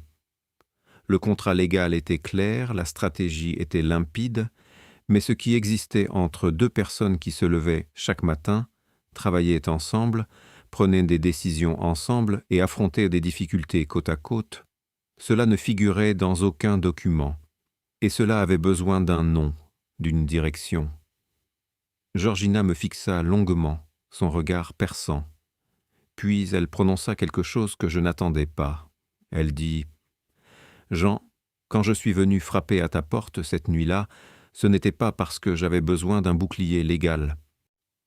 Je suis venu frapper à ta porte cette nuit-là, Jean, non pas parce que j'avais besoin d'un simple bouclier légal, reprit-elle, sa voix toujours aussi posée, mais avec une intensité nouvelle qui me saisit. Je suis venu parce qu'en 6 mois d'audit privé, ton nom était apparu des dizaines de fois dans ces documents. Et chaque fois qu'il apparaissait, il y avait une cohérence, une intégrité, une manière de faire les choses qui contrastait absolument avec tout ce que Victor représentait. C'était comme une oasis de clarté dans un désert de mensonges. Elle marqua une pause, son regard perçant ne me quittant pas. Je suis venu parce que je voulais connaître l'homme qui avait vécu au milieu de tout cela sans jamais se salir. Et ce que j'ai trouvé, c'était exactement ce que j'espérais trouver. Et cela, curieusement, s'est avéré plus dangereux que n'importe quel autre aspect de ce processus. Car je ne me permets pas de distraction, Jean. Mon monde est structuré, mes objectifs sont clairs, et toute déviation est un risque que je n'ai pas l'habitude de prendre. Je restai silencieux, absorbant ses mots. La franchise de son aveu était désarmante, d'autant plus venant d'une femme aussi réservée et maîtresse d'elle-même. Elle poursuivit, son ton ne trahissant aucune émotion superflue. Je ne suis pas une femme facile, je ne vais pas prétendre l'être. J'ai 14 ans de mariage raté derrière moi, une expérience qui a forgé ma méfiance et ma manière de fonctionner, et cela ne changera pas du jour au lendemain. Mais si tu me demandes si tout ceci n'est pour moi qu'un accord stratégique, la réponse honnête est que cela a cessé de l'être il y a plusieurs jours. Elle le dit sans le moindre mélodrame, sans élever ni baisser la voix, avec la même précision clinique avec laquelle elle abordait toutes les questions d'affaires. Un poids que je n'avais pas réalisé porter se souleva de mes épaules. Je lui dis que c'était suffisant, que je ne lui demandais rien de plus que cette vérité. Son assentiment fut un simple hochement de tête, presque imperceptible, mais il scella un accord bien plus profond que tous les contrats que nous avions signés. Et sans un mot de plus, nous retournâmes au travail, l'air de la pièce chargé d'une nouvelle compréhension, d'une promesse tacite qui n'avait pas besoin d'être formulée. 3 semaines plus tard, l'audience préliminaire de Victor confirma les chefs d'accusation principaux: fraude d'identité, usage frauduleux de documents, association de malfaiteurs. La salle d'audience, habituellement un lieu de joutes oratoires tendues, semblait cette fois-ci n'être qu'une formalité, tant le dossier était accablant. Le notaire, dont la complicité dans les actes notariaux frauduleux avait été prouvée, fut inculpé et immédiatement suspendu de ses fonctions, sa carrière et sa réputation réduite en cendres. Les comptes gelés, y compris les 900 000 $ à l'étranger, restèrent sous séquestre judiciaire en attendant la résolution finale de l'affaire. L'avocat de la défense de Victor tenta bien d'introduire le récit d'une extorsion orchestrée par Georgina, mais le juge écarta cette allégation en moins de 10 minutes, face au volume écrasant de preuves documentaires présentées par notre équipe. J'étais présent à cette audience, assis aux côtés de Rodrigo, mon ami et avocat. De l'autre côté de la salle, je vis Victor. Il était différent, non pas physiquement, mais dans quelque chose de plus profond, de plus fondamental. Sa posture, sa manière d'occuper l'espace, tout avait changé. L'homme qui était entré chez moi pour dîner, avec son sourire large et sa poignée de main ferme, l'homme qui avait trinqué avec ma coupe et m'avait regardé droit dans les yeux tout en complotant pour m'utiliser, cet homme n'était plus sur cette chaise. À sa place se trouvait quelqu'un de plus petit, quelqu'un qui occupait enfin exactement l'espace qui lui revenait, ni plus ni moins. Je ne le regardais pas avec triomphe, mais avec l'indifférence spécifique de quelqu'un qui a déjà clos ce chapitre et qui a des choses bien plus importantes vers lesquelles diriger son attention. Lilia, quant à elle, était parvenue à un accord de collaboration avec la justice, ce qui réduisait ses charges en échange de son témoignage complet. Elle recevrait une peine avec sursis, assortie de conditions de surveillance strictes. Elle n'irait pas en prison, mais elle ne serait plus jamais la même personne qu'avant que toute cette affaire n'éclate au grand jour. Son nom était gravé dans les registres, sa participation documentée, cela ne disparaîtrait pas, une ombre permanente sur son existence. Le jour où je sortis de cette dernière audience, je marchais seul pendant un long moment dans les rues animées du centre-ville avant de prendre un taxi. Je n'avais pas de destination précise, j'avais juste besoin de marcher, de sentir le pavé sous mes pieds et le bruit ordinaire de la ville autour de moi. J'avais besoin de laisser mon esprit traiter en silence ce que ce moi avait été, ce que j'avais perdu, ce que j'avais trouvé, ce que j'avais cessé d'être et ce que j'étais en train de construire. L'air frais de l'automne me fouettait le visage, et chaque pas était une libération. Les klaxons, les conversations lointaines, le parfum des boulangeries, tout cela formait une toile de fond apaisante pour mes pensées. J'étais entré dans ce moi en étant un homme invisible, le genre d'homme ponctuel qui paie ses impôts, fait confiance aux mauvaises personnes et n'imagine jamais que cela puisse être utilisé contre lui. J'en étais sorti transformé, autre chose. Pas un héros, pas un vengeur, simplement un homme qui avait appris que l'intelligence appliquée avec patience valait plus que n'importe quelle impulsion, que la douleur pouvait se transformer en clarté si l'on décidait de ne pas s'y noyer, que parfois la vie vous obligeait à vous reconstruire et que la seule vraie question était de savoir si l'on avait le courage de bien le faire. J'avais trouvé une force insoupçonnée, une résilience forgée dans l'adversité et la certitude que même des ruines, on pouvait bâtir quelque chose de plus solide et de plus vrai. Ce soir-là, Georgina et moi dînâmes ensemble pour la première fois, sans documents sur la table, sans ordre du jour, sans stratégies en suspens. Juste deux personnes assises face à face dans un restaurant tranquille du quartier de la vieille ville, une bouteille de vin sur la table et cet espace étrange et nouveau de n'avoir rien d'urgent à résoudre. Le silence n'était plus pesant mais confortable, rempli de tout ce qui avait été dit et de tout ce qui restait à découvrir. Les bougies vacillaient doucement, projetant des ombres dansantes sur nos visages. À un moment donné de ce dîner, elle leva sa coupe vers moi sans dire un mot. Je levai la mienne en retour. Il n'y eut pas de toast élaboré, pas de grandes déclarations ni de gestes théâtraux, juste deux coupes qui se rencontrèrent au centre de la table avec un son clair et bref. Un simple tintement de cristal, un écho subtil dans le calme du restaurant. C'était un moment d'une simplicité désarmante, et pourtant, il portait en lui le poids de tout ce que nous avions traversé et la promesse de tout ce qui restait à venir. Parfois, c'est ainsi que commencent les choses qui durent. Merci d'avoir écouté mon histoire. Si elle vous a touché, laissez un like, écrivez en commentaire ce qui vous a le plus touché et abonnez-vous à la chaîne. Il y aura encore beaucoup d'autres histoires. Ce n'est pas la fin de mon histoire, ce n'est que le début de quelque chose de meilleur.